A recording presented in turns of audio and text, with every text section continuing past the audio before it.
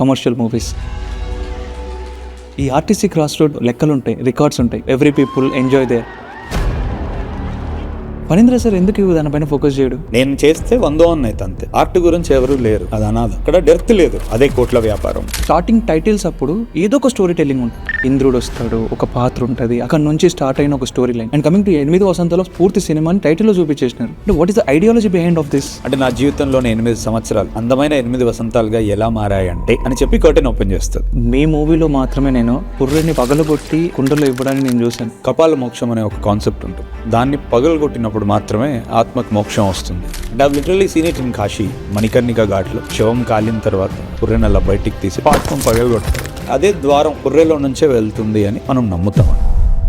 మధురం short film అనడం కన్నా డాక్యుమెంటరీ అంట సార్. నేనైతే నా స్టోరీ ఎవరికో ఒకరికి ఒక షోల్డర్ అవ్వాలి, బాధలో ఉన్న వాళ్ళకి ఒక ధైర్యం అవ్వాలి. అది ప్రాణం లేని శవాన్ని కాటి వరకు తీసుకెళ్తాం, నమ్మినోళ్ళంరా ఎలా వదిలేస్తాం మధ్యలోని. ఇలాంటి టైంలో నీ పక్కన లేకపోతే ఇంకెందుకు రామేం. ఒకసారి వద్దు అనుకుంటే వద్దు అని అంటాం కదా సార్. మరి జ్ఞాపకాల వాల్యూ ఎంత సార్?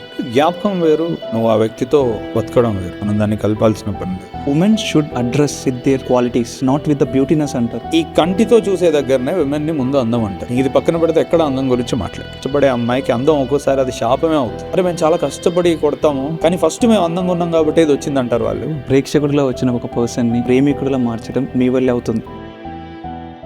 ఒకనొక టైంలో హీరోయిన్ తాజ్మహల్ దగ్గరికి వెళ్ళినప్పుడు ఆవిడ తాజ్మహల్ని చూస్తూ ఒక మాట అంటది, మగవాడి ప్రేమకి సాక్ష్యాలుగా పాలరాతి సౌదాలు, భాగ్య నగరాలు ఉన్నాయి. ఆడదాని ప్రేమకే ఉన్నాయి, మనస్సులోనే సమాధి చేసుకున్నా జ్ఞాపకాలు తప్ప అని. What is the meaning of that line?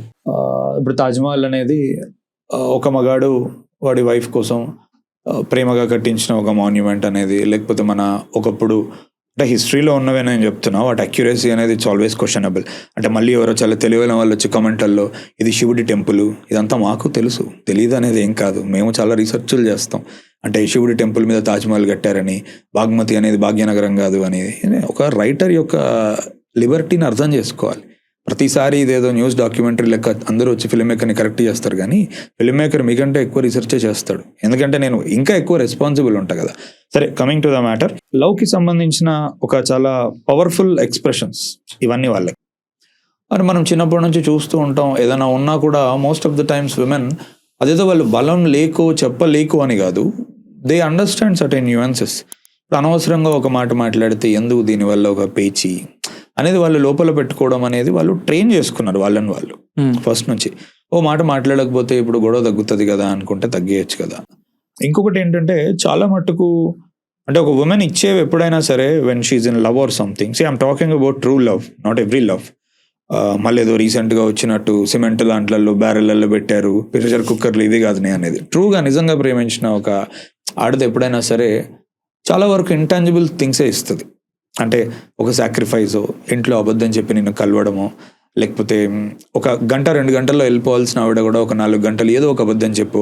అంటే అవన్నీ వాళ్ళ దృష్టిలో నిజంగా చాలా ఇంపార్టెంట్ థింగ్. ఈ లెక్క ఒక బైక్ నేను నీకోసమే కొన్నా చూడు, నా వెనక సీట్ మీద నువ్వు కూర్చో అని వాళ్ళు చెప్పలేకపోవచ్చు. ఇంట్లో మదర్తో ఫాదర్తో వాళ్ళు అబద్ధం ఆడేటప్పుడు వాళ్ళకి చాలా కష్టమైన థింగ్. అండ్ నాకు లైఫ్లో జరిగాయి అలా. అంటే ఇప్పుడు నాతో ఉన్నప్పుడు ఇంకొక గంట 2 గంటలు లేట్ అవుతుంది అంటే వాళ్ళు ఎంత తపన పడేవాళ్ళు. ఇటు ఉండాలనిపిస్తుంది పక్కన, అటు ఇంట్లో అబద్ధం చెప్పాలనిపించదు, but still somehow they manage to be with us. So ఇట్లా చాలా ఉంటాయి విమెన్కి. అందుకు అక్కడ తాజ్మహల్ ఎదురుగా నిలబడ్డప్పుడు ఆ అమ్మాయి అంటది అనమాట, అరే మీరు చూపించుకోవడానికి చాలా ఉన్నాయి. ఇప్పుడు ఉదాహరణకి మీకు ఒక అమ్మాయి మెసేజ్ చేస్తేనే ఫ్రెండ్తో, అరే మామ మెసేజ్ చేసిందిరా, నేను కలవబోతున్నారా, ఏ షర్ట్ వేసుకోవాలి, ఎక్కడి వరకు వెళ్ళాలి, గిఫ్ట్ ఏం తీసుకెళ్ళాలి, ఏమన్నా నువ్వు ఓపెన్గా డిస్కస్ చేస్తావు. Women don't do that much.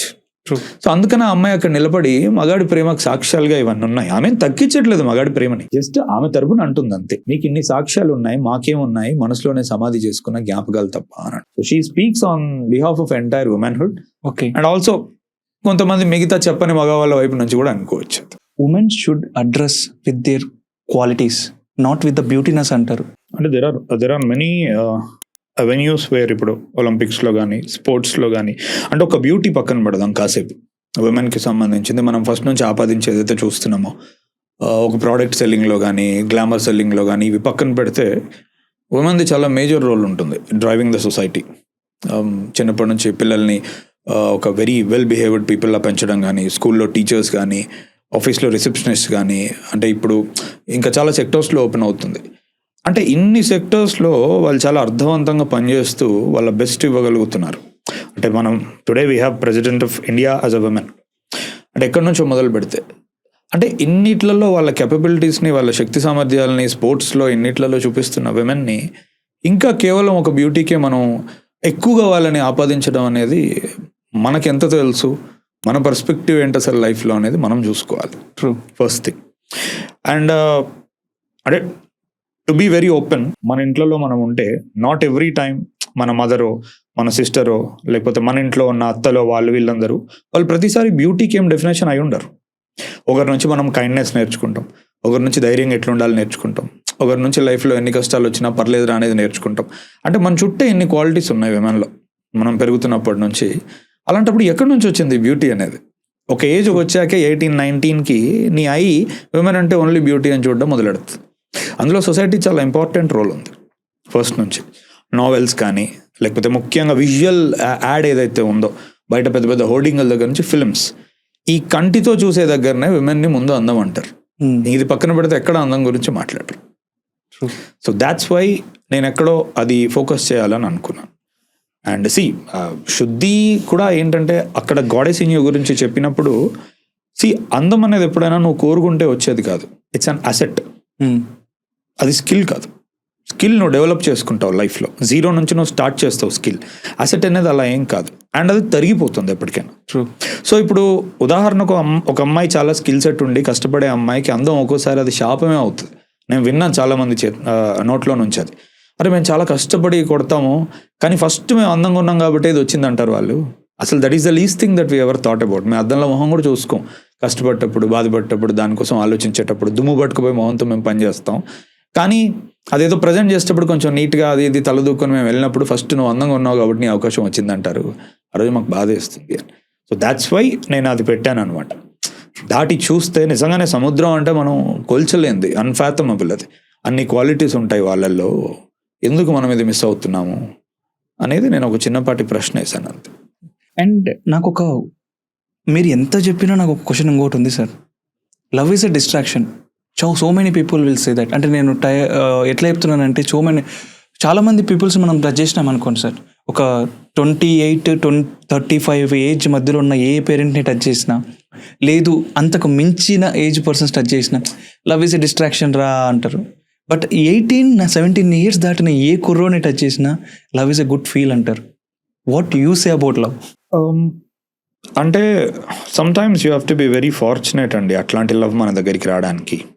అంటే మనం అనుకున్న అంబిషన్ కానీ మనం అనుకున్న పర్స్యూ చేయడానికి ఒక్కోసారి అంటే మనం ఒక దీపం అయితే మనకి నూనె లాంటి లవ్ రావాలి. ఓన్లీ మనం ఇంకా వెలిగేటట్టే అది హెల్ప్ చేయాలి. అలా కాకుండా ఒకరినొకరు బాధ పెట్టుకొని టాక్సిసిటీగా బిహేవ్ చేస్తే ఆ టైంలో డిస్ట్రాక్షన్ కాదు, ఇంకా నేను అనేది లవ్ వేస్ట్ అంట. So it depends. నన్ను అడిగితే నేను at this point of time నేను లవ్ని ఏం ఫీల్ అవుతున్నా అనేది చెప్పగలుగుతా. I can't speak for anyone. At this point of time I'm only feeling that it is very overrated అనిపిస్తుంది నాకు. అంటే ఐఎమ్ 36 నౌ. నేను అక్కడి నుంచి మాట్లాడుతున్నా. అంటే ఇంకొక 4 yearsలో I'll touch 40 myself. So నాకు లైఫ్ చాలా ఇంపార్టెంట్ థింగ్స్ ఉన్నాయి. అంటే నేను ఏం చేశాను ఈ ప్రపంచంకి, నేను ఏమి ఇచ్చాను, నా పర్పస్ ఏంటి లైఫ్కి అనే బిగ్గర్ క్వశ్చన్స్లోకి ఎంటర్ అవుతున్నా నేను. ఈ పాయింట్ ఆఫ్ టైంలో నాకు ఒక కంపెనీ, ఒక లవర్, ఇందులో నేను ఎక్కువ కంప్లీషన్ వెతుక్కోను. బట్ 18 years అబ్బాయి అలా వెతుక్కోవడంలో తప్పేం లేదు. అంటే నేను అనేది ప్రతి ఒక్కరు ఈ భూమి మీద ఐఏఎస్లో అవ్వడానికో లేకపోతే యూపీఎస్సీలు క్రాక్ చేయడానికో రారు. ట్రూ. అండ్ ఇట్స్ సమ్టైమ్స్ ఒక ఏజ్ ఉంటుంది దానికి. Responsibly you have to enjoy all these emotions. అంటే ఎనీ చిన్న చిన్న అలవాట్లైనా అంటే ఆ ఏజే డిఫైన్ చేసేది. అది రెస్పాన్సిబుల్గా ఉండి ఒక అలవాటు అవనంత వరకు ఎనీథింగ్ ఈజ్ గుడ్. ఇప్పుడు చాలామంది మంచి ఇండివిజువల్స్ ఉంటారండి ఆ ఏజ్లో ఉన్న వాళ్ళు కూడా, ఇవన్నీ చేస్తూ కూడా బాగా చదువుతూ వెల్ బిహేవ్డ్ సన్ అండ్ డాటర్లా ఉన్న వాళ్ళు ఉన్నారు. ప్రతి ఒక్కరేం చెడిపోయిన వాళ్ళు ఏం లేరు. సో అందుకే నేను ఏమంటున్నా అంటే ఏ వయసు ఆ వయసు వదిలేయాల్సిందే మనం. ఇప్పుడు మీ ఏజ్ ఎంత చెప్పరు మీరు, ఓకే ఎనీహౌ అది మీరు ఎలాగో చెప్పరు పాడ్కాస్ట్లో కానీ. బట్ నా క్వశ్చన్ ఏంటంటే are you the same person when you're in 18? You're not. So don't try to talk. అంటే ఒక 18 years పిల్లాడికి నువ్వు 18లో ఉన్నప్పుడు చెప్పు, 36 or 40లో ఉన్నప్పుడు చెప్పకు. ఎందుకంటే నువ్వు అదంతా చూస్తావు కాబట్టి. వాడిని చూడండి, let him discover his path in his own way అనేది నేను నమ్ము. మీ సినిమాలో ఒక హీరోలా డిస్క్రైబ్ చేయాలంటే ఒక అమ్మాయి గురించి నేను డిస్క్రైబ్ చేస్తాను సార్. 18-17 ఇయర్స్ ఉన్నప్పుడు ఎవరైనా ఒకరు లవ్ అని వచ్చినప్పుడు నా మైండ్లో ఎప్పుడు ఒక అమ్మాయి బొమ్మ వస్తుండే సార్. లైక్ ఒక అమ్మాయి ఒక బ్లూ కలర్ శారీ కట్టుకొని, ఒక మంచి దుద్దులు పెట్టుకొని, అంటే జుట్టు ఇలా విరబూసుకుంటే, ఈ సైడ్ ఒక మెడ వంపు కనపడితే అమ్మాయి కన్నా, అంటే అప్పుడు అనిపించేది అనమాట, నాకు దీనికన్నా ఏమిస్తుంది కిక్ అని. నార్మల్ పర్సన్ లా కాకుండా మీరు కవిలానే ఫ్యాంటసైజ్ చేసుకున్నారు. మరి అంత క్లియర్గా you're very descriptive. Sari colour, మెడవంపు, బుట్టాలు, ఇవన్నీ ఆ ఫీల్ ఉంటుంది సార్. అక్కడి నుంచి ఒక అమ్మాయిని ఊహించుకొని ఇలా ఉంటే నా డ్రీమ్ గర్ల్ బాగుంటుంది కదా అని అక్కడి నుంచి వచ్చి ఒక అమ్మాయితో ఎలా మాట్లాడాలి, ఏం చేయాలి అనేది ప్రతిదీ ఒక పేపర్లో రాసుకుంటాం. నేను ఆమెతో మాట్లాడితే ఇలా ఉండాలి, పెళ్ళి అయిన తర్వాత ఇలా ఉండాలి, పిల్లలు పుట్టిన తర్వాత ఇలా ఉండాలి అని చెప్పేసి కొన్ని ఉంటాయి కదండి సార్. అలా 17-18 ఇయర్స్లో ఉండే. 2018కే ఉంటాయి ఇవన్నీ సార్ నాకు ఉండే సార్. ఎందుకు వెరీ సుపీరియర్ గా మీరు అట్లయితే. 2021 వచ్చిన తర్వాత సార్ కొంచెం ఫ్యామిలీ సిచ్యువేషన్స్, కొన్ని గోల్స్ మనల్ని మార్స్తాయి. Reality kicks in. మనల్ని మార్చి మార్చి మార్చి ఎక్కడికి తీసుకొస్తాయంటే, ఈ రోజు సినిమాలో అలాంటిది కనపడినా ఒకప్పుడు అది నా డ్రీమ్ అనిపించినా సరే, ఓకే అది సినిమాల్లో మాత్రం వర్కౌట్ అవుతుంది, రియల్గా వర్కౌట్ అవ్వదు అనిపిస్తుంది. సో ఇలాంటి డ్రీమ్ గర్ల్స్ ఉన్న వాళ్ళకి మీరు చెప్పే సత్యం ఏంటి సార్? నగ్న సత్యం చెప్పండి సార్, మాకు కళ్ళు తెరవాలి. అంటే డ్రీమ్ గర్ల్ అన్నప్పుడు నువ్వు పర్స్యూ చేసుకోవడానికి, ఆ డ్రీమ్ ని పర్స్యూ చేసుకోవడానికి కూడా నువ్వు కష్టపడాలి. అలా కష్టపడి చాలా మంది గెలుచుకొని వాళ్ళు ప్రేమించిన అమ్మాయిని పెళ్లి చేసుకొని ఈరోజు హ్యాపీగా ఉన్న వాళ్ళు ఉన్నారు. ఫర్ వాట్ ఎవర్ సర్కమ్స్టాన్సెస్ అంతవరకు రాలేని వాళ్ళు ఉన్నారు. కాలం ఏదో రకంగా విడదీసిన వాళ్ళు ఉన్నారు. ఆల్ కైండ్స్ ఆఫ్ పీపుల్ ఉన్నారు. సో నేను చెప్పేది ఏంటి అంటే, నువ్వు నిజంగా ఆ అమ్మాయిని అంత ఇష్టపడితే ఆ అమ్మాయి ఖచ్చితంగా ఆ అమ్మాయి నువ్వు దక్కించుకోవాలి. She's the right person for me to be in life అని ఉంటే గనక you have to work for it. That's what Sanjay does. అంటే ఏదో సంజయ్ ఆమె కోసం అని కాదు, అంటే తన అర్హత క్వశ్చన్ చేసుకుంటాడు. అరే కోరుకోవడానికి ఏం కావాలి చెప్పు లైఫ్లో ఎవరికైనా? గోడ మీద పోస్టర్ దగ్గర నుంచి ఒక వ్యక్తిని చూసి నువ్వు కావాలని అనుకోవచ్చు, దానికి you don't need anything. But అది దక్కించుకోవాలంటే మెటీరియలైజ్ చేసుకోవాలి, ఆ వర్త్ క్రియేట్ చేసుకోవాలి. ఇప్పుడు ఆ అమ్మాయి అందం was never my prerogative, but అన్నారు కాబట్టి నేను చెప్తున్నా, డిజైరబుల్ క్వాలిటీస్ ఉన్నాయి అనుకుందాం ఆ అమ్మాయిలో ఏదో ఒకటి, which is very unusual then other people. అందంగా కనబడడమో, బాగా మాట్లాడడమో, ఒక కైండ్ ఆఫ్ ఆరా ఆమెకు ఉండడమో. ఇప్పుడు అది ఆమె లక్షణాలు. ఆమె నిన్నెందుకు కోరుకోవాలి? నీకు కావాల్సిన ఆమె దగ్గర ఉన్నాయి కాబట్టి నువ్వు ఆమెను కోరుకుంటావు. ఆమె నిన్నెందుకు కోరుకోవాలి? ట్రూ. నువ్వు అలా తయారవ్వాలి. తయారైనప్పుడు ఏంటంటే it's a very mutual thing అవుతుంది. అదే నేను చెప్తా, డ్రీమ్ గర్ల్స్లో డ్రీమ్ని తీసేసేయండి. The girl will be yours if you work for it. True sir. And vice versa, అబ్బాయిలు కూడా. మీ భాషలో చెప్పండి సార్, అమ్మ ప్రేమకి, నాన్న ప్రేమకి, తోబుట్టువ ప్రేమకి ఏం డిఫరెన్స్ ఉంటుంది? ఒక్కొక్కరి ప్రేమకి వాళ్ళని వర్ణించవచ్చు. It's a very deep thing. And అది ఒక్కొక్కరికి ఒక్కొక్క ఎక్స్పీరియన్షియల్లీ అది కొంచెం చేంజ్డ్గా ఉంటుంది. అంటే not every house hold is the same. అన్ని ఇళ్లలో ఫాదర్ సేమ్ విధంగా ట్రీట్ చేయడు. సో ఇప్పుడు నేనేదో ఫాదర్ గురించి చాలా గొప్పగా చెప్తే అవతలోడికి ఎక్కడికో మా ఇంట్లోకి వచ్చి చూడరా అంటాడు. But so it happens like that. But more or less అదే మీరు అన్నట్టు కమింగ్ డౌన్ టు అసలు ఫస్ట్ థింగ్ లవ్ అంటేనే అదొక రొమాంటిక్ లవ్, అబ్బాయి అమ్మాయి మధ్యలో ఉన్నదే అనేది మనం ఆ థాట్ నుంచి మనం మెల్లగా బయటికి రావాలి. అంటే ప్రపంచం ఎంత చేంజ్ అవుతుంది, కొన్ని విషయాల్లో మనం అట్లనే ఉంటున్నాం. అంటే అది బాగా క్రిస్టలైజ్ అయిపోయి ఉంది మనకి. అండ్ దానివల్లనే మనకి ఇంత ఎంప్టీనెస్ కూడా ఉంటుంది లైఫ్లో. ఎందుకంటే తల్లి ఇప్పుడు మనకి తల్లి బాగా ప్రేమ చూపిస్తున్నా, మన దృష్టిలో ప్రేమ అంటే వేరే ఉంది కాబట్టి మనం ఇది చూడలేకపోతున్నాం. తండ్రి అలా చూపిస్తున్నా ఎంత కష్టపడతాడు మన కోసం, అంటే నిజంగా ఎన్ని సాక్రిఫైస్లు చేస్తాడో మనకు తెలియదు. నాన్న అనేవాడు మనకి అల్టిమేట్గా ఒక కాలేజ్ ఫీజో, ఒక ల్యాప్టాపో, ఒక బైకో, పెట్రోలో ఇవన్నీ వస్తూ ఉంటాయి టైంకి. స్టిల్ అతను చాలా నార్మల్ బట్టలే వేసుకుంటాడు. నువ్వు కొత్తగా జీన్స్ వేసుకుంటావు, కొత్తగా ఇంకేదో సినిమాకి వెళ్తావు. అంటే ఇది చాలా పెద్ద హై ఫార్మ్ ఆఫ్ ప్రేమ ఇది. కానీ నీ తలలో ఎక్కడో అరే నేను మెసేజ్ పెట్టినా, అది మెసేజ్ పెడితేనే నాకు లవ్ ఉన్నట్టు అనే దానికోసం నువ్వు ఎదురు చూస్తున్నావు కాబట్టి ఎంత సుపీరియర్ లవ్ నువ్వు చూడలేకపోతున్నావు. దీనివల్ల నీకు చాలా ఎంప్టీనెస్ ఉంటుంది నీ లైఫ్లో. So it's all up to you. నీ డెఫినేషన్ నువ్వు కొంచెం పర్స్పెక్టివ్ మార్చుకో లవ్కి. ఎక్కడో సినిమాలు, ఎక్కడో నావెల్స్ ఇచ్చిన డెఫినేషన్నే నమ్మకు నువ్వు. వాళ్ళు అవి అమ్ముకోవడానికి తయారు చేసిన నేను అట్లా యాజ్ ఎ సొసైటీ. ఎందుకంటే అలాంటిదే లవ్ అని చెప్తేనే పుస్తకాలు అమ్ముడుపోతాయి బుక్ షాపులలో. ఇలాంటిదే లవ్ అనే డెఫినేషన్ వర్కౌట్ అయితేనే సినిమా చూస్తారు. కానీ మదర్ ఫాదర్ లవ్కి ఎప్పుడు అది కాన్స్టెంట్ ఉంటుంది. సో ఎక్కడో నువ్వు కొంచెం నీ పర్స్పెక్టివ్ మార్చుకో లవ్ అంటే. ఇట్స్ ఓకే, ప్రతిసారి అది రొమాంటిక్ లవ్లోనే ఎత్తుక్కోవాల్సిన పని లేదు. అరే మా మదర్ ఇంత అదిగా ఉంటుంది, అసలు నేను ఏ రోజు ఫెయిల్యూర్ అయినప్పుడు నేను ఎంత సంపాదిస్తున్నా అనేది మా మదర్కి అవసరం లేదు, మా ఫాదర్కి కూడా అవసరం లేదు, చాలా బాగా చూసుకుంటున్నారు నన్ను అనేది కొంచెం నువ్వు అది అర్థం చేసుకుంటే, అంటే నేను అనేది అమ్మాయిలు వెనకపడకు అదని నేను అనట్లేదు, ఆ వయసులో ఉండాల్సింది ఆ వయసులో ఉండాలి. బట్ అది ప్రాణం తీసుకునే అంత దూరము, నీకు నువ్వు ఒక ఫెయిల్యూర్ అనుకునే అంత దూరము, డిప్రెషన్లోకి వెళ్ళిపోయేంత దూరము అవసరం లేదు, దానికి అంత నువ్వు ఇవ్వాల్సిన పని లేదు. అందుకే అన్నా కదా అదొక దశ మాత్రమే, దిశ కాదని. దాన్ని దిశ అనుకొని పోకు, దిశ ఎక్కడ పడతాం అట్లా. And when coming to me projects ఏవైనా చూసినా కానీ స్టార్టింగ్ టైటిల్స్ అప్పుడు ఏదో ఒక స్టోరీ టెల్లింగ్ ఉంటుంది. నేను అది బాగా గమనించాను. మధురం షార్ట్ ఫిలింలో మీరు చేస్తున్నప్పుడు స్టార్టింగ్లో అసలు యువర్ కనెక్టెడ్ విత్ మైథాలజీ. ఇంద్రుడి పెళ్లికి బ్రహ్మ ఒక పాత్ర బహుమతి ఇచ్చాడు, కానీ 2 షరతులు పెట్టాడు. 1, దాన్ని ఎవరు తాకకూడదు. 2, ఆ బహుమతి విషయం 3వ వ్యక్తికి తెలియకూడదు. ఇంద్రుడు దాచుకున్న ఆ పాత్రని సచీదేవి కనిపెట్టేసింది. దానితో మునికి నమస్కరించి పంచామృతం పెడుతున్న సమయంలోనే సహించలేకపోయాడు.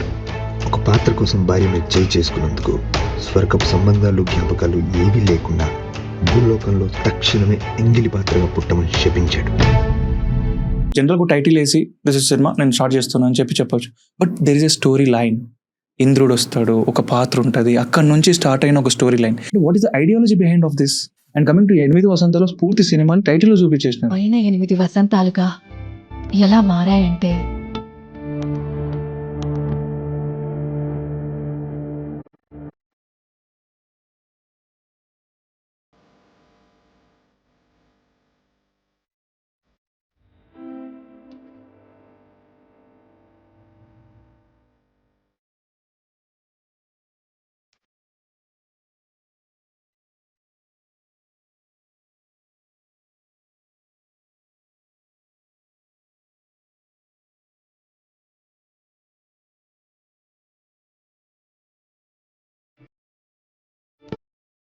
What is the ideology behind of this?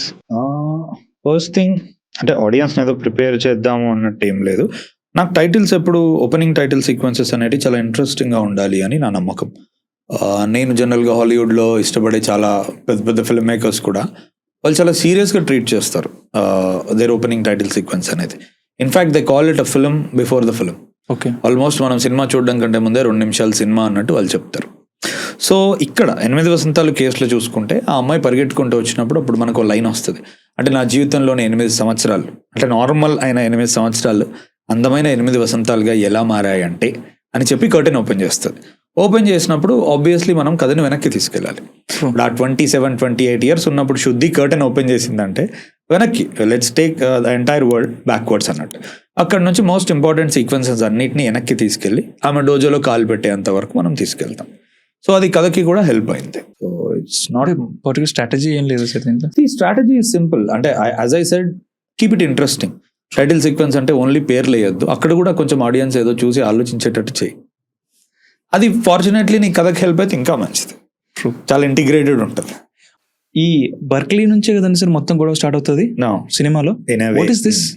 మనకి ఇప్పుడు హార్వర్డ్, ఆక్స్ఫర్డ్ ఎట్లనైతే అకాడమిక్స్ కి చాలా హైయెస్ట్ ఎక్సలెన్స్ ఉన్న institutes, okay, Berklee or Trinity అనేవి మ్యూజిక్ కి అలాంటివి. అందుకే మనకి యూట్యూబ్ లో బర్క్లీ కాలేజ్ ఆఫ్ మ్యూజిక్ వాళ్ళు రెహమాన్ కి ట్రిబ్యూట్ ఇవ్వడం అనేది జరుగుతూ ఉంటుంది. సో బర్క్లీ అనేది చాలా ప్రెస్టీజియస్ ఇన్స్టిట్యూట్, అది బాస్టన్ లో మసాచ్యూసెట్స్ లో ఉంది అమెరికాలో. సో మనోడు అక్కడ నుంచే వస్తాడు కాబట్టి మనోడికి ఆ క్లాసికల్ మ్యూజిక్, వాళ్ళ ఫాదర్ కూడా అంతకుముందు బర్క్లీలో ట్రై చేస్తాడు, దొరకలేదు. ఇక మన దగ్గర ఒక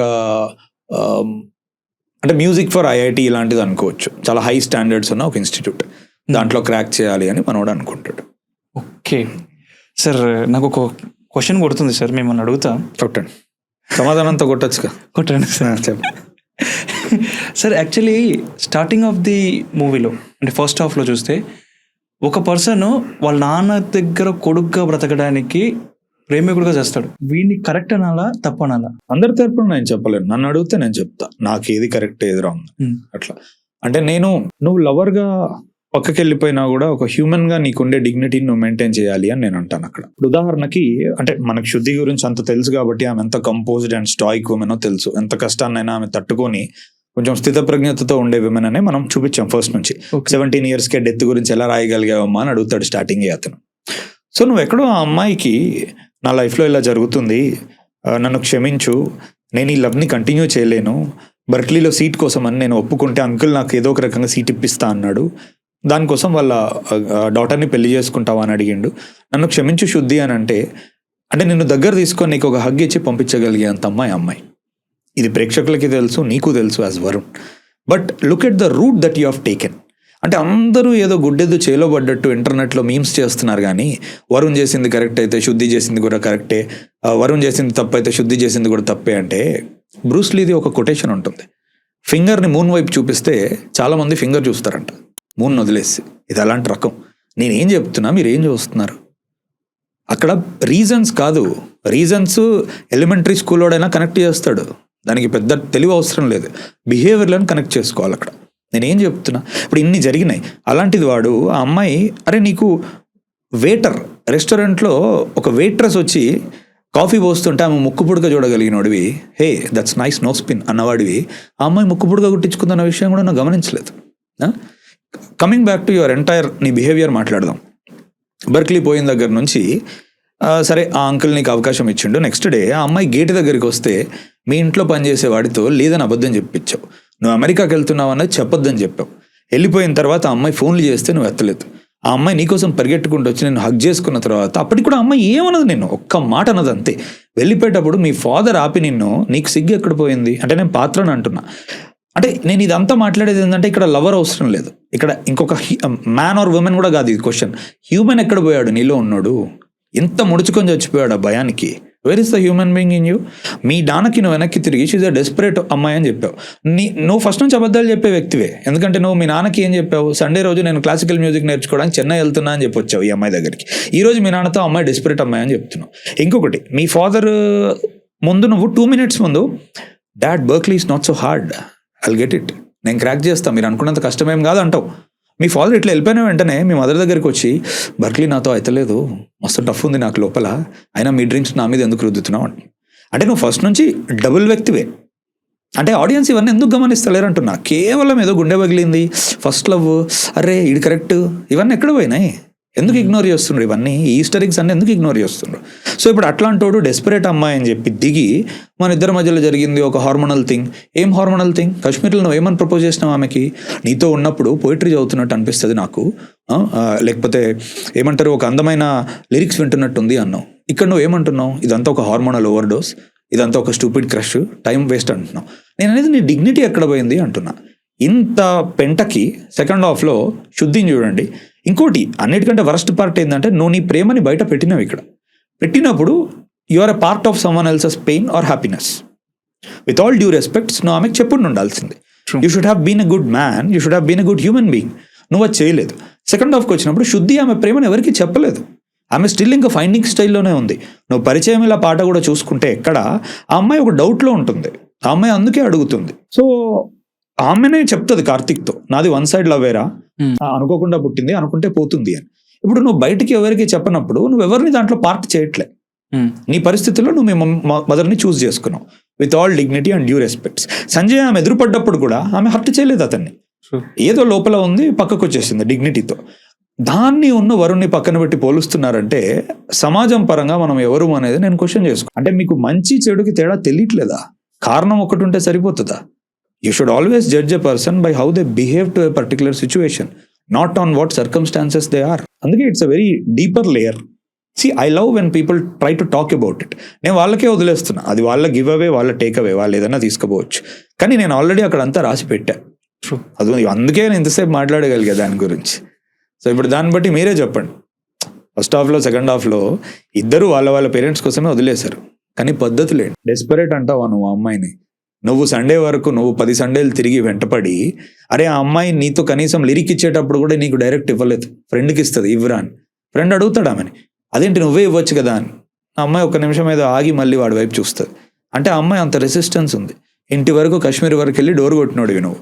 అలాంటిది అమ్మాయిని నువ్వు నిన్న ఇంటి వరకు వచ్చావు, ఈరోజు ఇక్కడికి వచ్చావు, రేపు ఇంకెక్కడికి వస్తావు అంటావా? ఇట్లాంటి వ్యక్తిని పట్టుకొని మీరు ఫాదర్ కోసమే వదిలేశాడు. ఎన్ని లేయర్స్ ఉన్నాయి ఇందులో.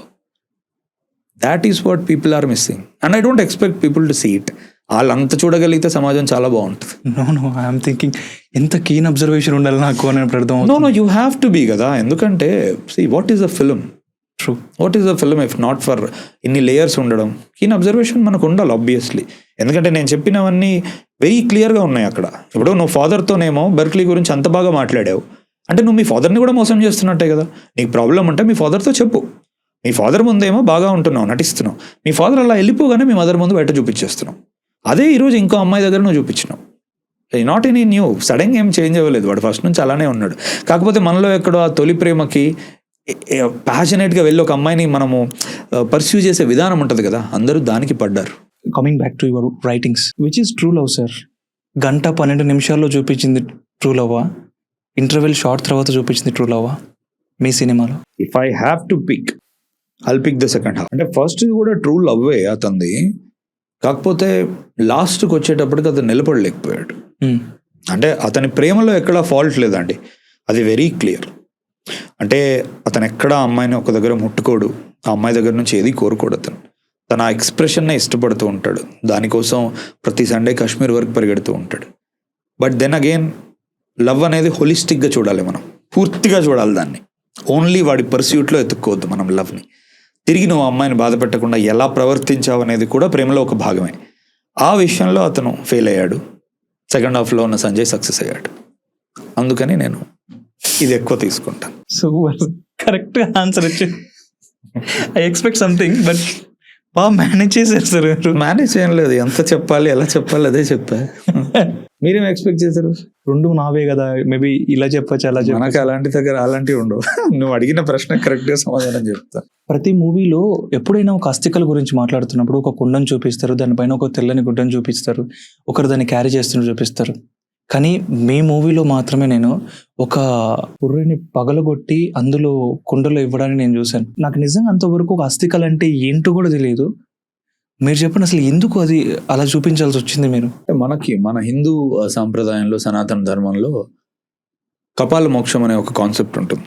అంటే మొత్తం చితి అంతా కాలిన తర్వాత హిందూస్ బిలీవ్ దట్ ఏదైతే పుర్రె ఉంటుందో దాన్ని పగలగొట్టినప్పుడు మాత్రమే ఆత్మకు మోక్షం వస్తుంది, it goes out from that అని. సో అది రీజన్ బేసిక్. అందుకనే మొత్తం అంతా అతని శవం కాలిన తర్వాత పుర్రెని అలా బయటికి తీసి దాన్ని పగలగొడతారు. అంటే I literally scene it in Kashi. నేను కాశీ శ్మశానంలోకి వెళ్ళినప్పుడు నేను 2-3 గంటలు రాత్రల్లా ఉన్నాను. ఫస్ట్ టైం నేను కాశీకి వెళ్ళినప్పుడు మణికర్ణిక ఘాట్లో శ్మశానంకి వెళ్ళినప్పుడు 2-3 అవర్స్ అసలు ఎంటైర్ ప్రాసెస్ చూద్దాం. స్టార్టింగ్ వాళ్ళు తీసుకొచ్చి ఎండు గడ్డి వేసి నెయ్యి పోసి బాడీని పెట్టి దగ్గర నుంచి అసలు ఏం చేస్తారు, ఇది ఎటు వెళ్తుందని నేను చూసేటప్పటికి మొత్తం అయిపోయాక పుర్రను తీసి పాట్మం పగలు కొడతారు అనమాట. అక్కడి నుంచి అలా పగలు కొడితే అదే ద్వారం మన హిందూస్కి పుర్రెలో నుంచే వెళ్తుంది అని మనం నమ్ముతాం అనమాట. So that's why it's called కపాల మోక్షం. అదైతే పుర్రె పగులుతుందో అప్పుడే యాక్చువల్ బయటికి వెళ్తుంది అని మనం నమ్ముతాం. అందుకనే అది చూపించాం. ఇదే మూవీలో ఒక చోట హీరోయిన్ మాట్లాడుతూ ఒక మాట అంటారు సార్, ప్రాణం లేని శవాన్ని కాటి వరకు తీసుకెళ్తాం, నమ్మినోళ్ళంరా ఎలా వదిలేస్తాం మధ్యలోని. ఇట్ సీమ్స్ దట్ నాకు ఆ రైటింగ్లో ఆ డైలాగ్లో నాకు ఏమనిపించిందంటే ఎవరైతే మనకి హెల్ప్ చేసినారో వాళ్ళ కోసం నిలబడాలి, లేదంటే మన పక్కన ఎవరైతే ఉన్నారో వాళ్ళ కోసం నిలబడాలి అనిపించింది. దాని రియల్ మీనింగ్ అదేనా మీరు రాసినందుకు? అంటే ఇంకా కొంచెం డీపర్ లెవెల్లో వెళ్ళొచ్చు. అంటే ఆ అమ్మాయి అక్కడ తను ఒక రైటర్ కాబట్టి ఇంకా ఆమె ఎక్కువ అర్థం చేసుకోగలుగుతుంది ఫెల్లో పర్సన్కి, డ్రీమ్స్ ఉన్న వ్యక్తికి, నార్మల్ పర్సన్ కంటే ఎక్కువ. ఎందుకంటే రైటర్ వాళ్ళ లైఫ్ అంతా ఇమాజినేషన్స్ మీద ఉంటుంది. అంటిల్ ఒకరోజు అది బుక్గా ట్రాన్స్లేట్ అవ్వడం కంటే ముందు తల్లోనే ఉంటుంది ప్రపంచం అంతా. అలా ఇప్పుడు పక్కన ఆమె ఫ్రెండ్, వాడికి కూడా చూపించుకునే అవకాశం ఏం లేదు, వాడి తల్లోనే ఉన్నాయి అవన్నీ కళలు. అండ్ దాట్స్ హౌ ఆ అమ్మాయి అనేది ఏంటంటే మనం ప్రాణం లేని ఒక శవాన్ని నలుగురు మోసి కాటి వరకు వెళ్ళి దింపొస్తారా, అట్లాంటిది ఎన్నో కళలు ఆశయాలు ఉన్న ప్రాణంతో ఉన్న ఒక మనిషిని మధ్యలో ఎట్లా వదిలేస్తాంరా అని అంటుంది. అందులో ఒక ఫెలో ఆర్టిస్ట్ని అర్థం చేసుకోవడంతో పాటు ఒక రైట్ హ్యూమన్ బీయింగ్, ఒక రైట్ ఫ్రెండ్ ఇలాంటి టైంలో నీ పక్కన లేకపోతే ఇంకెందుకు రామేమో. సార్ నాకు మీ రైటింగ్స్ అంతా చూస్తే చాలా కీన్ అబ్జర్వేషన్ ఉండాలి అనిపించింది. ఇంకొకటి ఏంటి అంటే ఏమన్నా ట్రిగర్స్ వదిలినారా సార్ ఏమన్నా నెక్స్ట్ సీక్వెల్కి ఏమన్నా? అది నాకు అనిపిస్తుంది. ఎందుకంటే ఒకడు వచ్చేటప్పుడు ఫారెన్ నుంచి ఫ్రెండ్ వచ్చేటప్పుడు అక్కడ నెక్స్ట్ బిగ్ డే అని చెప్పేసి ఒకటి పెట్టుకుంటాడు, అంటే ప్రమోషన్ డే అని చెప్పేసి. సో అది మళ్ళీ పడేస్తాడు, అది అక్కడ కొంచెం పడేసిండు అంటేనే అక్కడతో అయిపోయింది అన్న సార్, మళ్ళీ అది ఇంకా స్టార్ట్ అవుదా? లేదు, at that point of time వాడికి ప్రమోషన్ కంటే ఎక్కువ ఈ అమ్మాయి ఎవరిని ప్రేమించిందో అది తెలియడం వాళ్ళ మదర్కి. No plan to sequel. 8 వసంతాలకే చాలు బాస్. కాశ్మీర్ని ఎవరైనా నార్మల్గా కాశ్మీర్ గురించి ఆలోచిస్తే ఎట్లా ఆలోచిస్తారు సార్? వాళ్ళ ప్రాస్పెక్ట్ డిఫరెంట్ ఉంటుంది. ఒక యాపిల్స్తో గుర్తుపడతారు, ఇంకొన్ని చోట్ల గొడవలతో గుర్తుపడతారు. ఇంకా డిఫరెంట్ వేలో కాశ్మీర్ని గుర్తుపెట్టుకుంటాం. కానీ ఒక ఆటమ్ సీజన్ని చెప్పినప్పుడు నాకు కొన్ని లొకేషన్స్ గుర్తొస్తాయి, నాకు కాశ్మీర్ కనీసం ఆలోచన కూడా రాదు. అలాంటి ఒక కాశ్మీర్ని ఆటమ్ సీజన్ని కలిపి తీసుకొచ్చారు చూసారా, that is next level thing. What makes you do that? ఎలా, ఎవరు ఏం తీసుకొచ్చింది మిమ్మల్ని అట్లా తీసుకురావడానికి? నేనేం చేయలే, నేనేం ఇక్కడ నుంచి తీసుకుపోయి ఆకులు అక్కడ వేయలే, అవి ఉన్నాయి. అంటే సి కాశ్మీర్ అదే, ఇట్స్ వెరీ అన్ఫార్చునేట్ దట్ మనకి కాశ్మీర్ అంటే గొడవలో ఆమె చెప్పినట్టు మంచో ఇవన్నీ తెలియడం. బట్ కాశ్మీర్ దానికి ఎంత ప్రకృతిపరమైన సంపద ఉందంటే కాశ్మీర్ దగ్గర ఎవ్రీ 2 months 3 monthsకి Kashmir it's like when you see a women, ఇప్పుడు నీతో పాటు గర్ల్ ఫ్రెండ్గా ఉన్న ఒక అమ్మాయి సడన్గా ఒక శారీ కట్టుకొని వస్తే నీకు వేరేలా ఉంటుంది. ఇదేంటి రోజు నా పక్కన తిరిగేదేనా ఈ అమ్మాయి, ఇలా ఉంటేంటి అసలు, ఇలా ఉందేంటి అసలు ఇంత అన్నట్టు. అలా కాశ్మీర్కి ఏంటంటే ఎవ్రీ 3 monthsకి నేచర్ కాశ్మీర్లో మారేది చాలా షార్ప్ ఉంటుంది. అండ్ నాకు ఫస్ట్ నుంచి ఆటమే నేను ఎందుకు ఎంచుకున్నాను అంటే వాళ్ళ ప్రేమ కథ ఉండదు కాబట్టి, అది ఎండ్ అవుతుంది కాబట్టి ఆటమ్ అనేది సిగ్నిఫైయింగ్, అదే ఒక ఆకు అనేది రాలిపోతుంది, అది ఎప్పటికీ ఉండదు. సో అందుకు నాకు ఫస్ట్ ఆటమ్ సీజన్లోనే అది చేయాలి అని నేను అనుకున్నాను. రెండవది, ఇండియాలో జనరల్గా నేను చేసిన రీసెర్చ్ దాని ప్రకారం ఎక్కడ మనకి చినార్ లీవ్స్ అనే ట్రీస్ లేవు. ఓకే, ఇప్పుడు అదైతే మేపుల్ ఆరెంజ్ కలర్ ట్రీ ఉంటుందో అది మనకి సిమిలర్ ఎక్కడో కెనడాలో అమెరికాలో ఉంటాయి అలాంటి ట్రీస్. సో ఎక్కడో పర్షియా నుంచి రూలర్స్ వచ్చినప్పుడు కాశ్మీర్లో వాళ్ళు నాటిన విత్తనాలు అవి, దానివల్ల అది బాగా చలి ప్రదేశంలోనే పెరుగుతాయి చినార్ ట్రీస్ అనేవి. అవి అంత ఆరెంజ్ ఉన్న ఎల్లో అయి పడిపోతాయి, ఇంకెక్కడ లేవు ఇండియాలో అవి, కాశ్మీర్లో తప్ప. సో అలాంటి చోట ఎప్పుడైనా ఫాల్ చాలా కొట్టినట్టు కనబడుతుంది ఇలా. సో ఫార్చునేట్లీ నేను ఫాల్ సీజన్ చూపిద్దామని అనుకున్నా, అది కాశ్మీర్లో ఉండడం ఎగ్జాక్ట్లీ ఓన్లీ 2 months ఉంటుంది అనమాట, అది నవంబర్ డిసెంబర్ అంతే, ముందు వెళ్ళినా ఉండదు తర్వాత వెళ్ళినా ఉండదు. సో ఆ కరెక్ట్ టైమింగ్లో మేము వెళ్ళాము. అండ్ ఐ ఆల్సో సమ్వేర్ ఎక్కడ I wanted to show Kashmir is not what your usual thought process is. True. And దీని తర్వాత నుంచి చాలా మంది బకెట్ లిస్ట్లో యాడ్ చేసుకున్నాము, కాశ్మీర్ నవంబర్లో వెళ్తున్నాం అండి. సార్, ఇంత రియలిస్టిక్గా ఉండే మీరు ఈ విజువల్ పోయెటిక్ పైన ఎందుకు అంత ఫోకస్ చేస్తారు నాకు తెలియక అడుగుతాను. నేను బాగా గమనిస్తే కలర్ సైకాలజీ కాన్ నుంచి ఒక ఫ్రేమ్ సెట్టింగ్లో నాకు ఏ ఫ్రేమ్లో ఏది కనపడాలి, ఏ కలర్ ప్యాటర్న్ కనపడాలి అనేంత వరకు ఆ మోడ్ ఆఫ్ స్క్రీన్ కూడా మీరు డిసైడ్ చేస్తారు అనుకుంటా. రెయిన్ ఉండాలి, సన్నీ అవ్వాలి, ఇది సన్ రైజ్ అవ్వాలి, సన్సెట్ అవ్వాలి. వాట్ మేక్స్ దట్ పర్టికులర్, దాని మీద ఎందుకు ఉండాలి? ఇంత రియాలిటీగా మాట్లాడుతున్నారు, this is love, this is not a love, this is a pure love, this is not a pure life అని. సో హౌ ఇంత డిఫరెన్స్ ఎందుకు వస్తుంది స్క్రీన్లో? 90% of what you see in my films are what you hear, what you experience, అంటే ఆ texture కానీ, sound కానీ, colour కానీ, సినిమాటోగ్రఫీ కానీ 90% ఐ క్యాన్ సే అది నాది. It's a very powerful decision. That's why's film మేకర్గా అంటే అంత ముద్ర ఉంది నాకు ఆడియన్స్ పట్ల, ఎందుకంటే క్లియర్గా నీకు చూసినప్పుడు తెలిసిపోతుంది ఎంత స్ట్రాంగ్ ఉంది విజువల్ అనేది. Coming back to your question, అంటే రియాలిటీ ఇది లైఫ్కి సంబంధించింది, ఫిలిం అనేది ఒక విజువల్ మీడియం. ఎంత మాటలు చెప్పినా, ఎంత రియలిజం నేను అనుకుంటున్నా, దాన్ని స్క్రీన్ మీదకి ట్రాన్స్లేట్ చేసేటప్పుడు అది అద్భుతమైన అందంగా ఉండాలి. పోయిటరీ పరంగా ఉంటే ఏంటంటే నీకు మనసులో ఎంత నాటకపోతుందో మాట కళ్ళకు కూడా అంతే గుర్తుండిపోతుంది ఎప్పటికీ. అంటే నువ్వు మర్చిపో, ఒక డెకేడ్ తర్వాత కూడా ఒక రోజ్ పువ్వు దగ్గర నుంచి పెటల్ అలా వెళ్ళిపోయేది, అలా వెనక్కి వచ్చేది నీకు గుర్తుండిపోతుంది. అంటే these visuals are for life అనమాట. అంటే ఒక గ్రేట్ పోయట్రీని నువ్వు రాసుకున్న విధానాన్ని నువ్వు ఎలా అయితే స్క్రీన్ ప్లే కాన్సెప్షువలైజ్ చేస్తావో, that's the director part in me activating. నువ్వు ఇక్కడి వరకు విన్నది రైటింగ్ పార్టే, ఇప్పుడు నేను మాట్లాడిందంతా రైటింగే.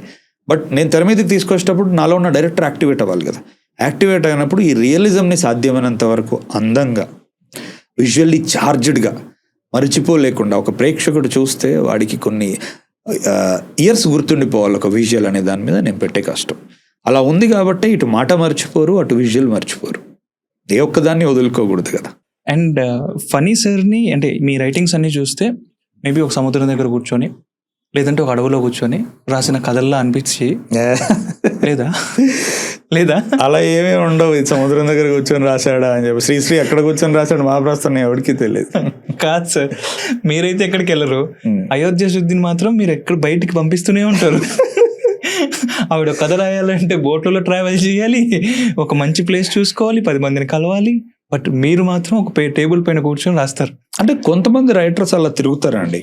కొంతమంది రైటర్స్ ఉన్న చోటే కూర్చొని ఏదో క్రియేట్ చేద్దాం అనుకుంటారు, కొంతమంది బయటకు వెళ్ళి చూసి రాయడానికి ఇష్టపడతారు. ఇప్పుడు పూరి గారు ఎన్నోసార్లు చెప్పారు నేను బ్యాంకాక్ వెళ్తా అని చెప్పేసి. చాలా మంది రైటర్స్ మనకి ఎప్పుడైనా మాట్లాడేటప్పుడు మేము రైటింగ్ సిట్టింగ్స్ కోసం ఇక్కడికి వెళ్ళాము, లండన్లో కూర్చున్నాము, ఇక్కడికి వెళ్ళామని చెప్తారు. సో రైటర్స్లో 2 రకాలు ఉంటారు. ఒకటి నాలా ఎక్కడ ఉంటే అక్కడే కూర్చొని మేదని మొత్తం మదించి రాద్దాం అనుకునేవాళ్ళు. ఇంకోరు శుద్ధి అయోధ్యలా పోదాం, తిరుగుదాం, let me understand the world more and then write అని. సో ఇద్దరు 2 రకాల రైటర్స్ ఉంటారు ఎప్పుడు. I chose her like that. మీరు ఈ రైటింగ్స్లో వచ్చినప్పుడు ఒక లెటర్ మీ దగ్గరకు వచ్చి యూ ఫెల్ట్ లైక్ అరే నేను ఇంత కష్టపడి నేను ఇంత రాసినందుకు ఇన్ని డేస్ నేను కష్టపడి ఈ ప్లాట్ రాసినందుకు నాకు దొరికిన best feedback or best compliment అనిపించింది ఏదైనా ఉందా ఫ్రమ్ పీపుల్? అంటే అవన్నీ they are beyond actually film. అంటే ఎగ్జాంపుల్ చెప్తాను నేను ఒకటి. వెరీ రీసెంట్ గా 2-3 days బ్యాక్ జరిగింది. ఒక ఆవిడ, షీస్ మ్యారీడ్, ఆమె లాంగ్ లెటర్ లో రాసింది మిస్క్యారేజ్ అయిందంట ఈ మధ్య ఆవిడకి. So she lost her baby. ఒక 6 months నుంచి చాలా డల్ గానే ఉంటూ మోర్ ఆర్ లెస్ ఉండేదంట. సో ఈ సినిమా చూసిన తర్వాత 1-2 days తర్వాత ఎక్కడో తను షీస్ లిటిల్ బిట్ డిఫరెంట్ ఇంతకంటే ముందుకంటే.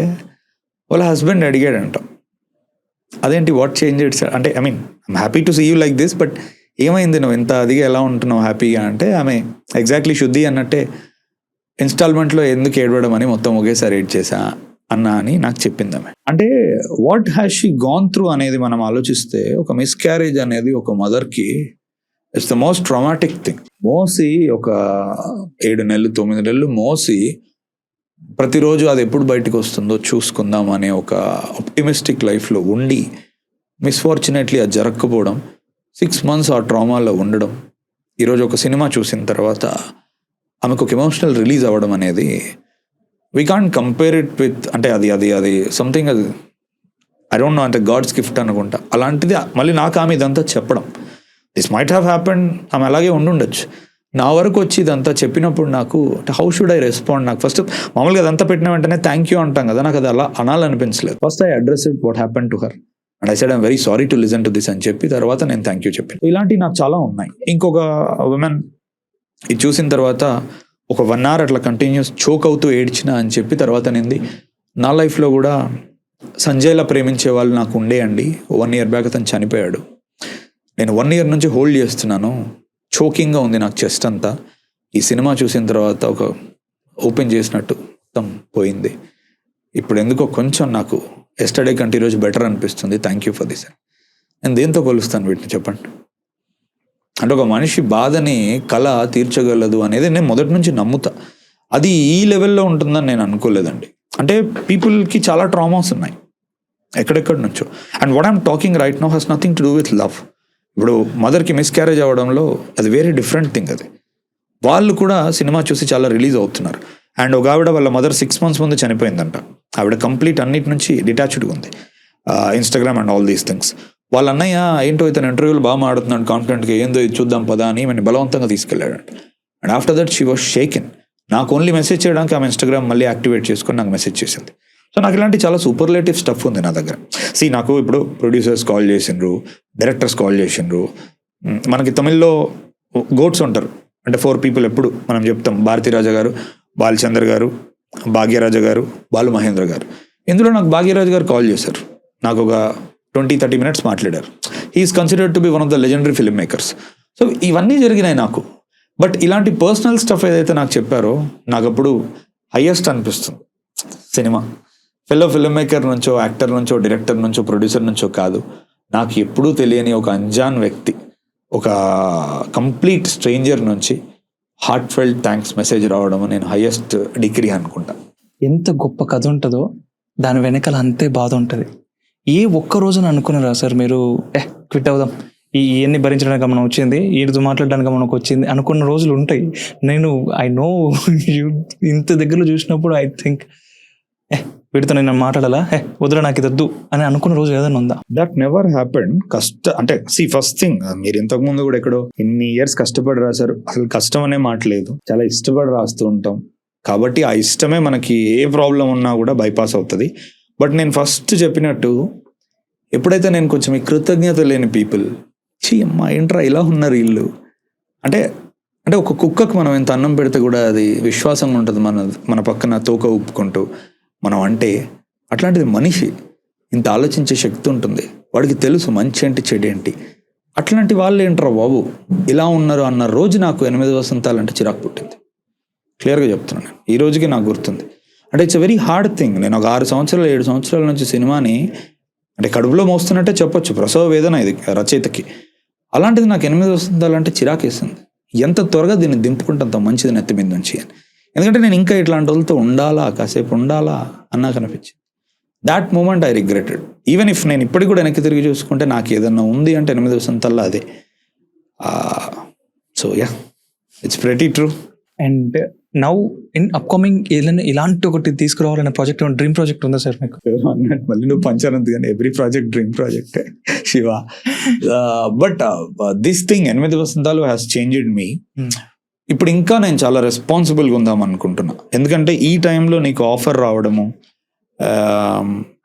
Today by God's grace nothing is really very difficult for me. అంటే నేను కథ ఎవరికి చెప్పాలనుకున్నా వర్కౌట్ అవుతుంది. నాకు అలాంటి ప్రొడ్యూసర్స్ తెలుసు, నాకు ఇండస్ట్రీలో నుంచి కూడా అట్లాంటి వాళ్ళు కాల్ చేశారు. ఇది చాలామంది డ్రీమ్. అరే మనకు ఒక కాంటాక్ట్ కావాలంటే ఒక ఫోన్ కాల్ కొడితే అవకాశం. బట్ నేను నా కథతో ఇప్పుడు అంతే రెస్పాన్సిబుల్ ఉందాం అనుకుంటున్నా. అంటే కేవలం దీన్ని ఒక అవకాశంలా కాకుండా ఒక బాధ్యతలా తీసుకుందాం అనుకుంటున్నా. సూపర్. ఈ రిసెప్షన్ అంతటిని, ఈ మంచి వెల్కమ్ అందరినీ ఇంకా బాధ్యతతో చూసి ఇంకా గొప్ప కథ చెప్దాం. ఇప్పుడు 3rd ఫ్లోర్ నుంచి చూస్తున్నామంటే 6th ఫ్లోర్కి పట్టుకెళ్దాం నెక్స్ట్ అన్నది నా ఆలోచన. ఒక బాధ్యతగా తీసుకెళ్ళి బాధ్యత, నథింగ్ బట్ రెస్పాన్సిబిలిటీ. ఈ ఆర్టీసీ క్రాస్ రోడ్ లెక్కలు ఉంటాయి, రికార్డ్స్ ఉంటాయి, commercial movies, every people enjoy there. ఒక మూవీ రిలీజ్ అయ్యిందంటే ఆ రోజు ఖాందాన్ గదులు వస్తుంది, ఎవ్రీ పండగ ఉంటుంది అక్కడ. ఫణీంద్ర సార్ ఎందుకు దానిపైన ఫోకస్ చేయడు? ఓకే, ఎందుకంటే దాని మీద ఆల్రెడీ ఫోకస్ చేసే వాళ్ళు 90-99 మంది ఉన్నారు. నేను చేస్తే 101 అయితే అంతే. ఆర్ట్ గురించి ఎవరూ లేరు, అది అనాథ, చాలా తక్కువ మంది ఉన్నారు అక్కడ. అందుకని నేను అటు వెళ్తాను, అంతే కదండి. అక్కడ డెర్త్ లేదు. ఇప్పుడు నేను కాకపోతే every contemporary film maker or rather most of the contemporary film makers RTC cross రోడ్స్కి సినిమా సర్వ్ చేస్తున్నారు. అదే కోట్ల వ్యాపారం, అదే స్టార్లు, అదే పెద్దగా చెప్పాలి అని. సో ఇంకా నేను ఒకరిని ఎందుకు, అక్కడికి ఆల్రెడీ ఉన్నారు. నాకు ఆర్ట్కి సర్వ్ చేయబుద్ధి అవుతుంది, స్టోరీ టెల్లింగ్ చేయబుద్ధి అవుతుంది. అంటే ఇప్పుడు దాసరి గారు, రాఘవేంద్రరావు గారు ఉన్న స్పేస్లోనే బాపు గారు, విశ్వనాథ్ గారు ఉన్నారు. ట్రూ. మీరు ఎందుకు ఇది చేయట్లేదంటే వాళ్ళకి అది చేయాలని అనిపించట్లే. వాళ్ళకి cinema speaks very differently to them. వాళ్ళు చాలా సున్నితమైన భావాలు చెప్పాలనుకుంటున్నారు, కళాకారుడి గురించి చెప్పాలనుకుంటున్నారు. ఎంతసేపటికి దిగి విలన్తో యుద్ధం చేసి చివరికి హీరోయిన్ని గెలుచుకున్నాం అంటే అది తక్కువ నేను అనట్లే. ఆ కథ doesn't speak to me. And also ఒకవేళ అలా చూసుకున్నా కూడా ఆల్రెడీ అక్కడ ఉన్నారు కదా ఇంతమంది, ఇరుకుగా ఉంది అక్కడ, నేను ఎందుకు మళ్ళీ వెళ్ళాలి, నాకేం అవసరం, ఇక్కడ ఎవరూ లేరు. ఇక్కడికి వస్తే నేను చెప్పాలనుకున్నట్టు చెప్పొచ్చు. అండ్ నాలా ఫిల్మ్ మేకర్గానే కాదు, చాలా మంది ఆడియన్స్ కూడా ఈ స్పేస్లో ఇలాంటి ఫిల్మ్ మేకర్స్ని మిస్ అవుతున్నారు. అది ఇప్పుడు నాకు 8 వసంతాల తర్వాత కొన్ని థౌజండ్స్ ఆఫ్ లెటర్స్లో నాకు తెలుస్తుంది. అంటే నాకు మదర్స్ మెసేజ్ చేసిన వాళ్ళు ఉన్నారు, డాటర్స్, ఫ్రెండ్స్, లేకపోతే ఒక ఆవిడ ఇక్కడ ఫిన్లాండ్లో అగ్రికల్చరల్ సైంటిస్ట్ చేస్తున్న తెలుగు ఆవిడ దగ్గర నుంచి ఢిల్లీ యూపీఎస్సీలో సివిల్స్ నేర్చుకునే అమ్మాయి వరకు every one messaged me and saying వాళ్ళు ఏం మిస్ అవుతున్నారు సినిమాల్లో.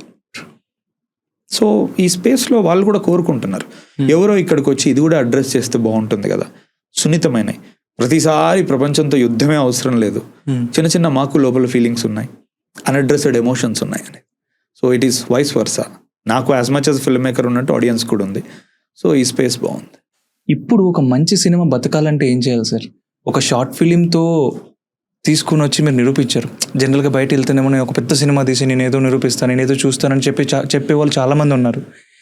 అలాంటిది మీరు ఒక షార్ట్ ఫిలింతో మీరేంటో చూపించారు. అలాగా ఒక సినిమా బతకాలంటే ఏం చేయాలి? ఒక మంచి సినిమా బతకాలంటే ఏం చేయాలి? రెండింటిని అడ్రస్ చేస్తా. ఫస్ట్ థింగ్ అంటే మొన్న సినిమా ప్రమోట్ చేసుకోవాల్సింది ఏమో అనేది ఏమో అంటున్నా నేను అది బల్లగుద్ది చెప్పట్లేదు. ట్రూ. ఏమో అనే అండర్స్టాండింగ్ నాకు ఎందుకు వస్తుంది అంటే ఫస్ట్ మాకు టైం చాలా తక్కువ ఉండే. ఇది నాకు వేరే విలేకరులు కానీ వాళ్ళు కూడా నాకు చెప్పిన మాట బట్టి నేను ఏమో అంటున్నా. అంటే ఇప్పుడు నేను అది అలా అన్నాను అనుకో, పాపం అంత కష్టపడి చేసిన మా ప్రొడ్యూసర్స్ కానీ మా టీం వర్క్ కానీ ఎక్కడో తప్పు అవుతుంది. అందుకని నేను అది కరెక్ట్ చేస్తున్నా. నాకు అనిపించిన అండర్స్టాండింగ్ ఏంటంటే ఓన్లీ 10 to 15 days టైం ఉండే మాకు. సినిమా రిలీజ్ ఏదో నెట్ఫ్లిక్స్ వాడు బెటర్ ప్రైజ్ ఇస్తున్నాడు అని చెప్పేసి కరెక్ట్ ఆ 20th మేము దిగేటప్పటికి చాలా తక్కువ టైంలోనే పరిచయం, ఇలా సాంగ్, ట్రైలరు, ఇవి అన్నీ మాకు కుదించినట్టు అయింది. ఎక్కడో నా అండర్స్టాండింగ్ ప్రకారం ఇంకొంచెం టైం ఉంటుంటే స్ట్రాటజిక్గా దింపే వాళ్ళం ఏమో మళ్ళీ అండర్లైన్ ఆ ఏమో అనేది నాకు అనిపించింది. సెకండ్ థింగ్, మీరు అన్నట్టు మంచి సినిమా బతకాలి అంటే ఫస్ట్ అది మంచి సినిమా అవ్వాలి, వేరే ప్రత్యామ్నాయం ఏం లేదు. ఎందుకంటే కథాబలం అనేది చాలా ముఖ్యం ఎప్పటికైనా. అంటే మనం ఒక 5,000 సంవత్సరాల క్రితం రాసిన ఒక రామాయణం ఈరోజు మనం ఎందుకు గుర్తుపెట్టుకుంటున్నాం, ఇంకా గుర్తుపెట్టుకుంటామంటే కథ. అందులో అంటే ఏం చెప్తున్నాడు ఈ రాసిన వ్యక్తి, ఎందుకు రావాలి ఒక ప్రేక్షకుడు, ఓన్లీ ప్రతిసారి విజువల్ గ్రాండియర్కో మ్యాజిక్కో కాదు. ఒక్కోసారి వాళ్ళ లోపల చిన్న నీరు ఊరుతుంది మనసులో, ఒక కథను చూసినప్పుడు, ఒక పాత్రను చూసినప్పుడు కళ్ళు తడవుతాయి, చెమ్మగిలుతాయి. ఇది కథ అంటే బేసిక్. సో అలాంటి కథ ఉంటే గనక ఏ సినిమాకైనా ఫస్ట్ థింగ్ ఎంతో కొంత వాల్యూ ఉంటుంది. ఇప్పుడు ఈ రోజుల్లో అది నిలబడాలంటే అదేంటో ఒక సమిష్టి కృషి అండి. అది ఆడియన్స్ కూడా ఒక్కోసారి అట్లాంటి వాటికి ఓపెన్ అయి ఉండాలి. అంటే మనం ఈ మధ్య చాలా వరకు చూస్తున్నాం. 8 వసంతాలే దానికి పెద్ద ఎగ్జాంపుల్. థియేటర్లో సినిమా వర్కౌట్ అవ్వలేదు, ఓటీటీల్లో దాన్ని ఎక్కడికో ఎత్తేసారు, ఎక్కడికో. ఇప్పుడు నన్ను అడిగితే నాకు కూడా తెలియదు అది. నేనే ప్రేక్షకుని అడుగుతాను, మరి థియేటర్లో ఎందుకు చూడలేదు? పోనీ మనదేదో విజువల్లీ కొంచెం వెనకబడి ఓన్లీ డ్రామాలకు కాదు, ఈరోజు ప్రతి ఒక్కడు విజువల్స్ని నెత్తి మీద పెట్టుకొని మాట్లాడుతున్నాడు. మరి నువ్వు థియేటర్కి రావాల్సిన అన్నీ ఉన్నాయి కదా నా దగ్గర, మరి ఎందుకు చూడలేదు? నాది తెలియదు. సో కొన్ని విషయాలు మనం ఎంత ఆలోచించినా మనకు తెలియదు. నాకు తెలిసిన దాంట్లో నేను చెప్పేది ఏంటంటే, ఫస్ట్ అది మంచి సినిమా అవ్వాలి అంటే మంచి కథ ఉండాలి. నువ్వు అనుకున్నట్టు మ్యాక్సిమం 90% అయినా నువ్వు చెప్పగలగాలి దాన్ని. ఇక నీకు అదృష్టం ఉంటే ఆ థియేటర్లో వర్కౌట్ అవుతుంది, లేకపోతే కూడా సినిమా ఏం చచ్చిపోదు. ఓటీటీలో రిలీజ్ అయినాక బాగా ఆడుతుంది. ఓటీటీలో రిలీజ్ అయినా కూడా ప్రొడ్యూసర్స్ సేఫ్ అవుతున్నారండి. ఎందుకంటే ఇప్పుడు మాకు నెట్ఫ్లిక్స్ ఇచ్చిన హ్యూజ్ ప్రైజ్ ఇచ్చింది మాకు. అంటే ఒక నార్మల్ ఈ రోజుల్లో మనకు పాపులర్ హీరోస్ ఉంటారు కొంతమంది, Tier 2 Tier 1 కాకుండా Tier 3లో ఉన్న పీపుల్ కూడా మనకి అరే వీడి సినిమా రిలీజ్ అయిందా అని కూడా మనం అనుకుంటాం. అంత తెలిసిన పీపుల్ వాళ్ళ సినిమాకు కూడా టేబుల్ మీద రానంత ప్రైజ్ మాకు వచ్చింది. వాళ్ళది కూడా ఏదో 2 crore 3 crore 3.5 crore వస్తుంది. మాకు అలా కాదు, మాకు చాలా ప్రైజ్ వచ్చింది దానికి. అంటే ఒకటి మా నిర్మాతలకి అంత సత్తా ఉంది, ప్లస్ సినిమాకు కూడా అంత సత్తా ఉంది. ఎందుకంటే నెట్ఫ్లిక్స్ కూడా అంత అవలీలగా ఏం కొనడు. చాలా సినిమాలు ఉన్నాయి అక్కడే వెనకబడి, వాడేం తీసుకోడది, వాడికి ఎక్కడో ఈ సినిమాలో విషయం కనబడింది. అంటే మంచి సినిమా అయితే గనక అందరూ సేఫ్ ఉంటారు, చూసిన ప్రేక్షకుడు, తీసిన నిర్మాత, దర్శకుడు, ఇవన్నీ. So you have to work on it from all directions. ఒక గ్రౌండ్లో, ఒక మారుమూల గ్రామంలో నుంచి ఎన్నో కళలతో మొదలైన ఒక పర్సన్ స్టోరీ రాయాలని, డైరెక్టర్ అవ్వాలని, ఒక మంచి సినిమా తీయాలని అనుకుని వచ్చిన వాళ్ళకి మీ రైటింగ్స్ ఇన్స్పైర్ చేస్తాయి. ఏం చెప్పాలనుకుంటున్నారు వాళ్ళకి? రావాలనా, లేదంటే కొంచెం ఆగండనా, లేదంటే ప్రిపేర్ అయ్యి రండి అనా? మీ జర్నీ నుంచి కొంచెం వాళ్ళకి ఏదైనా అడ్వైస్ ఇవ్వాలంటే ఎలాంటి అడ్వైస్ ఇస్తారు? ఫస్ట్ థింగ్, ఇది పూల బాట కాదు, ముఖ్యంగా ఇండస్ట్రీ. అది మీరు బయట చూస్తూనే ఉన్నారు, పెద్ద పెద్ద ప్రొడ్యూసర్సే చెప్తున్నారు ఆ మాట. సక్సెస్ రేషియో, హిట్ సక్సెస్ అనేది చాలా వెరీ రేర్ ఉంటుంది అని. సో ఇక్కడికి రావాలనుకున్న ప్రతి ఒక్కరికి నేను ఫస్ట్ అడిగేది ఏంటంటే, what are you ready to lose, what are you ready to gain? అది వేరు, తర్వాత వస్తుంది. ఏం కోల్పోవడానికి రెడీగా ఉన్నారు, అట్ వాట్ కాస్ట్? అది దానికి ఆన్సర్ ఉంటే రండి. ఓకే. ఎందుకంటే రేపు ఎవరి జర్నీ అయినా, నాకైనా ఎలా ఉంటుందో నాకు కూడా తెలియదు. Some times good appreciation for a film, success in that case, great reception, ఇవి కూడా నీకు గ్యారంటీ చేయవు రేపు సినిమాకి. సంథింగ్ విల్ హ్యాపెన్, ఏదో ఒకటి ఉంటుంది. అండ్ ఈ ప్రాసెస్లో పాపం చాలా రోజుల నుంచి లవ్ చేస్తున్న వాళ్ళు కొన్నిసార్లు నాకు ఒక ఛాన్స్ వచ్చాక లెట్స్ కంటిన్యూ అవర్ జర్నీ అంటారు, లేదంటే మదర్ అండ్ ఫాదర్కి ఏదో ప్రూవ్ చేసుకుందాం అనుకుంటారు. చాలా థింగ్స్ ఉంటాయి, but you should be ready to loose everything. దేనికి గ్యారంటీ లేదు, only for your passion. So నేను Day 1 క్వశ్చన్ చేసేది వాళ్ళకి అదే. గ్లామర్, మనీ, సక్సెస్ అన్నీ పక్కన పెట్టండి. ఇది తల పండిన వాళ్ళకి కూడా రావట్లేదు ఒక్కోసారి ఒక్కో సినిమాకి. పెద్ద పెద్ద లబ్ధ ప్రతిష్ఠలు ఫిల్మ్ మేకర్స్కి కూడా ఎక్స్ట్రాడినరీ లాసెస్ ఉంటున్నాయి. సో మీకు వెరీ కొత్త పీపుల్కి కళ్ళల్లో చాలా డ్రీమ్స్తో వచ్చేటప్పుడు, నేనేం సినికల్గా మాట్లాడట్లేదు నెగటివ్గా, బట్ మీ మనసుని ఇక్కడే చాలా హార్డ్ చేసుకోండి. నేను రేపు చాలా కోల్పోవాల్సి వస్తుంది, and for this passion I'm ready, నాకు అంత ఇష్టం సినిమా అంటే అనేది ముందే నిర్ణయించుకొని మీ మైండ్ని ప్రిపేర్ చేసుకొని రండి. మిగతా అన్నీ మీకు తెలిసిందే, అది నేను చెప్పాల్సిన పని లేదు. అంటే ఇప్పుడు చెప్పినది ఏంటంటే మీకు స్టూడియో బైండర్లోనో యూట్యూబ్లోనో దొరకంది. ఇది techniques, film making, screen play writing, cinematography అన్నీ బయట దొరుకుతాయి. కానీ ఇది చెప్పడం బతికినోడే చెప్పగలుగుతాడు, నేను, ఇంకో ఫిల్మ్ మేకరో, ఇంకెవరో. So be very ready. భయ్యా నేను అన్నీ కోల్పోవడానికి రెడీగా ఉన్న దీనికోసం అనుకున్నప్పుడే మొదట అడిగేయండి. మధురం షార్ట్ ఫిలిం, దీని షార్ట్ ఫిలిం అనడం కన్నా ఒక ఎమోషన్స్ని పంచిన ఒక టైప్ ఆఫ్ డాక్యుమెంటరీ అంట సార్. నేనైతే నేను కూర్చున్నంతసేపు నన్ను భయం చేసి కూర్చోబెట్టింది. మీరు చెప్పిన ఒక్కొక్క మాట, అంటే మీ చేత రాయబడి వాళ్ళ చేత చెప్పబడిన కొన్ని మాటలు ఇంకా మాకు గుర్తున్నాయి. And the journey, Phani sir ఎలా స్టార్ట్ అయ్యాడు, అసలు ఎలా వస్తాయి సార్ మీకు అలాంటి మాటలన్నీ బుక్ పైన? Really I'm very happy to SIT with you sir today. అంటే ఎక్కడో I don't no somewhere fortunate అనుకోవాలి. అంటే ఆ సెన్సిబిలిటీస్ ఉన్నందుకు I will work hard for that. అంటే వొకాబులరీ పెంచుకోవడానికి కానీ, పద సంపద పెంచుకోవడానికి కానీ, ఐ రీడ్ ఎ లాట్ సాహిత్యం కానీ, లేకపోతే రిఫరెన్స్ మెటీరియల్స్ కానీ, ఇవన్నీ దేనికోసమో అని కాదు, నాకు భాష అంటే అంత ఇష్టం, నన్ను నేను ఎక్స్ప్రెస్ చేసుకోవడం నాకు అంత ఇష్టం కాబట్టి నేను దాని మీద చాలా టైం స్పెండ్ చేస్తాను. మేబీ అందుకనే ఆ వొకాబులరీ అనేది ఎప్పుడు చాలా రెడీగా ఉంటుంది. ఇప్పుడు మామూలుగా అర్జునుడికో ఎవరికో బాణం వెంబట వెనకే ఉంటుంది తీయడానికి. అలా పదాలు అనేటి ఎన్నో రోజులు దాని మీద కృషి చేసి ఇష్టపడితే ఆటోమేటిక్గా వచ్చేస్తాయి. అంటే నీకైనా నాలానే ఒక చార్జ్డ్ ఫీలింగ్ ఉంటుంది. ఆ ఫీలింగ్ని ఎక్స్ప్రెస్ చేయడానికి నాకు ఫార్చునేట్లీ నేను అంత కష్టపడ్డాను అన్ని రోజులు కాబట్టి వాటి గురించి నాకు పదాలు తొందరగా వస్తాయి అంతే. మీ రైటింగ్స్ని చూసి 10 మంది 10 రకాలుగా ఇన్స్పైర్ అవుతారు ఈరోజు. కానీ ఆ రైటింగ్స్ కన్నా ముందు కథ ఉంటుంది, ఎలా స్టార్ట్ అయ్యామని, ఎక్కడ మొదలయ్యామని, ఇప్పుడు ఎక్కడున్నామని. నాకు తెలిసి మధురం షార్ట్ ఫిల్మ్ రిలీజ్ అయ్యి 11 years అయిందా సార్? 11 years అయింది. ఈ 11 years ఆఫ్ జర్నీలో మీరు 2 పెద్ద సినిమాలు తీశారు. ఫస్ట్ సినిమా Manu, crowd funding movie. Second సినిమా 8 వసంతాలు. అంతకుముందు మను కన్నా ముందు మధురం షార్ట్ ఫిలిం, మధురం కన్నా ముందు back space. How your journey? అసలు ఎట్లుండే మీ జర్నీ, ఎట్లా స్టార్ట్ అయ్యి ఉండే? అందరిలానే ఇంట్లో నేను ఫిల్మ్ మేకింగ్ చేస్తా అంటే చాలా వరకు రెసిస్టెన్స్ వచ్చింది నాకు. సక్సెస్ రేషియో చాలా తక్కువ ఉన్న ఇండస్ట్రీ, మనకెందుకు ఇది, అంటే అసలు నువ్వు కూడా ఓన్లీ ఏదైనా ఫ్యాసినేషన్తో అంటున్నావా, నిజంగా నీలో అంత స్కిల్ సెట్ ఉందా, లేకపోతే పైపైన చూసి ఆ గ్లామరో లేకపోతే ఫేమో ఇవన్నిటికి అట్రాక్ట్ అవుతున్నావా అని నాకు చాలా రెసిస్టెన్స్ వచ్చింది. I'm not a great student but I'm a good student. And అకాడమిక్స్లో కూడా ఇలానే ఏదైనా ఆర్టికులేట్ చేసి సబ్జెక్ట్ని కూడా చెప్పి ఫ్రెండ్స్తో మాట్లాడేటప్పుడు కూడా use to be very clear. So parents ఎక్కడో అరే వీడు చదువుకుంటే బాగుంటుంది కదా, ఏదో ఒక కెనడానో యుఎస్ఓ వెళ్తే బాగుంటుంది కదా ఆ ఫీల్డ్లో అనేటట్టే అనుకున్నారు. Films was very alien to them ఆ టైంలో.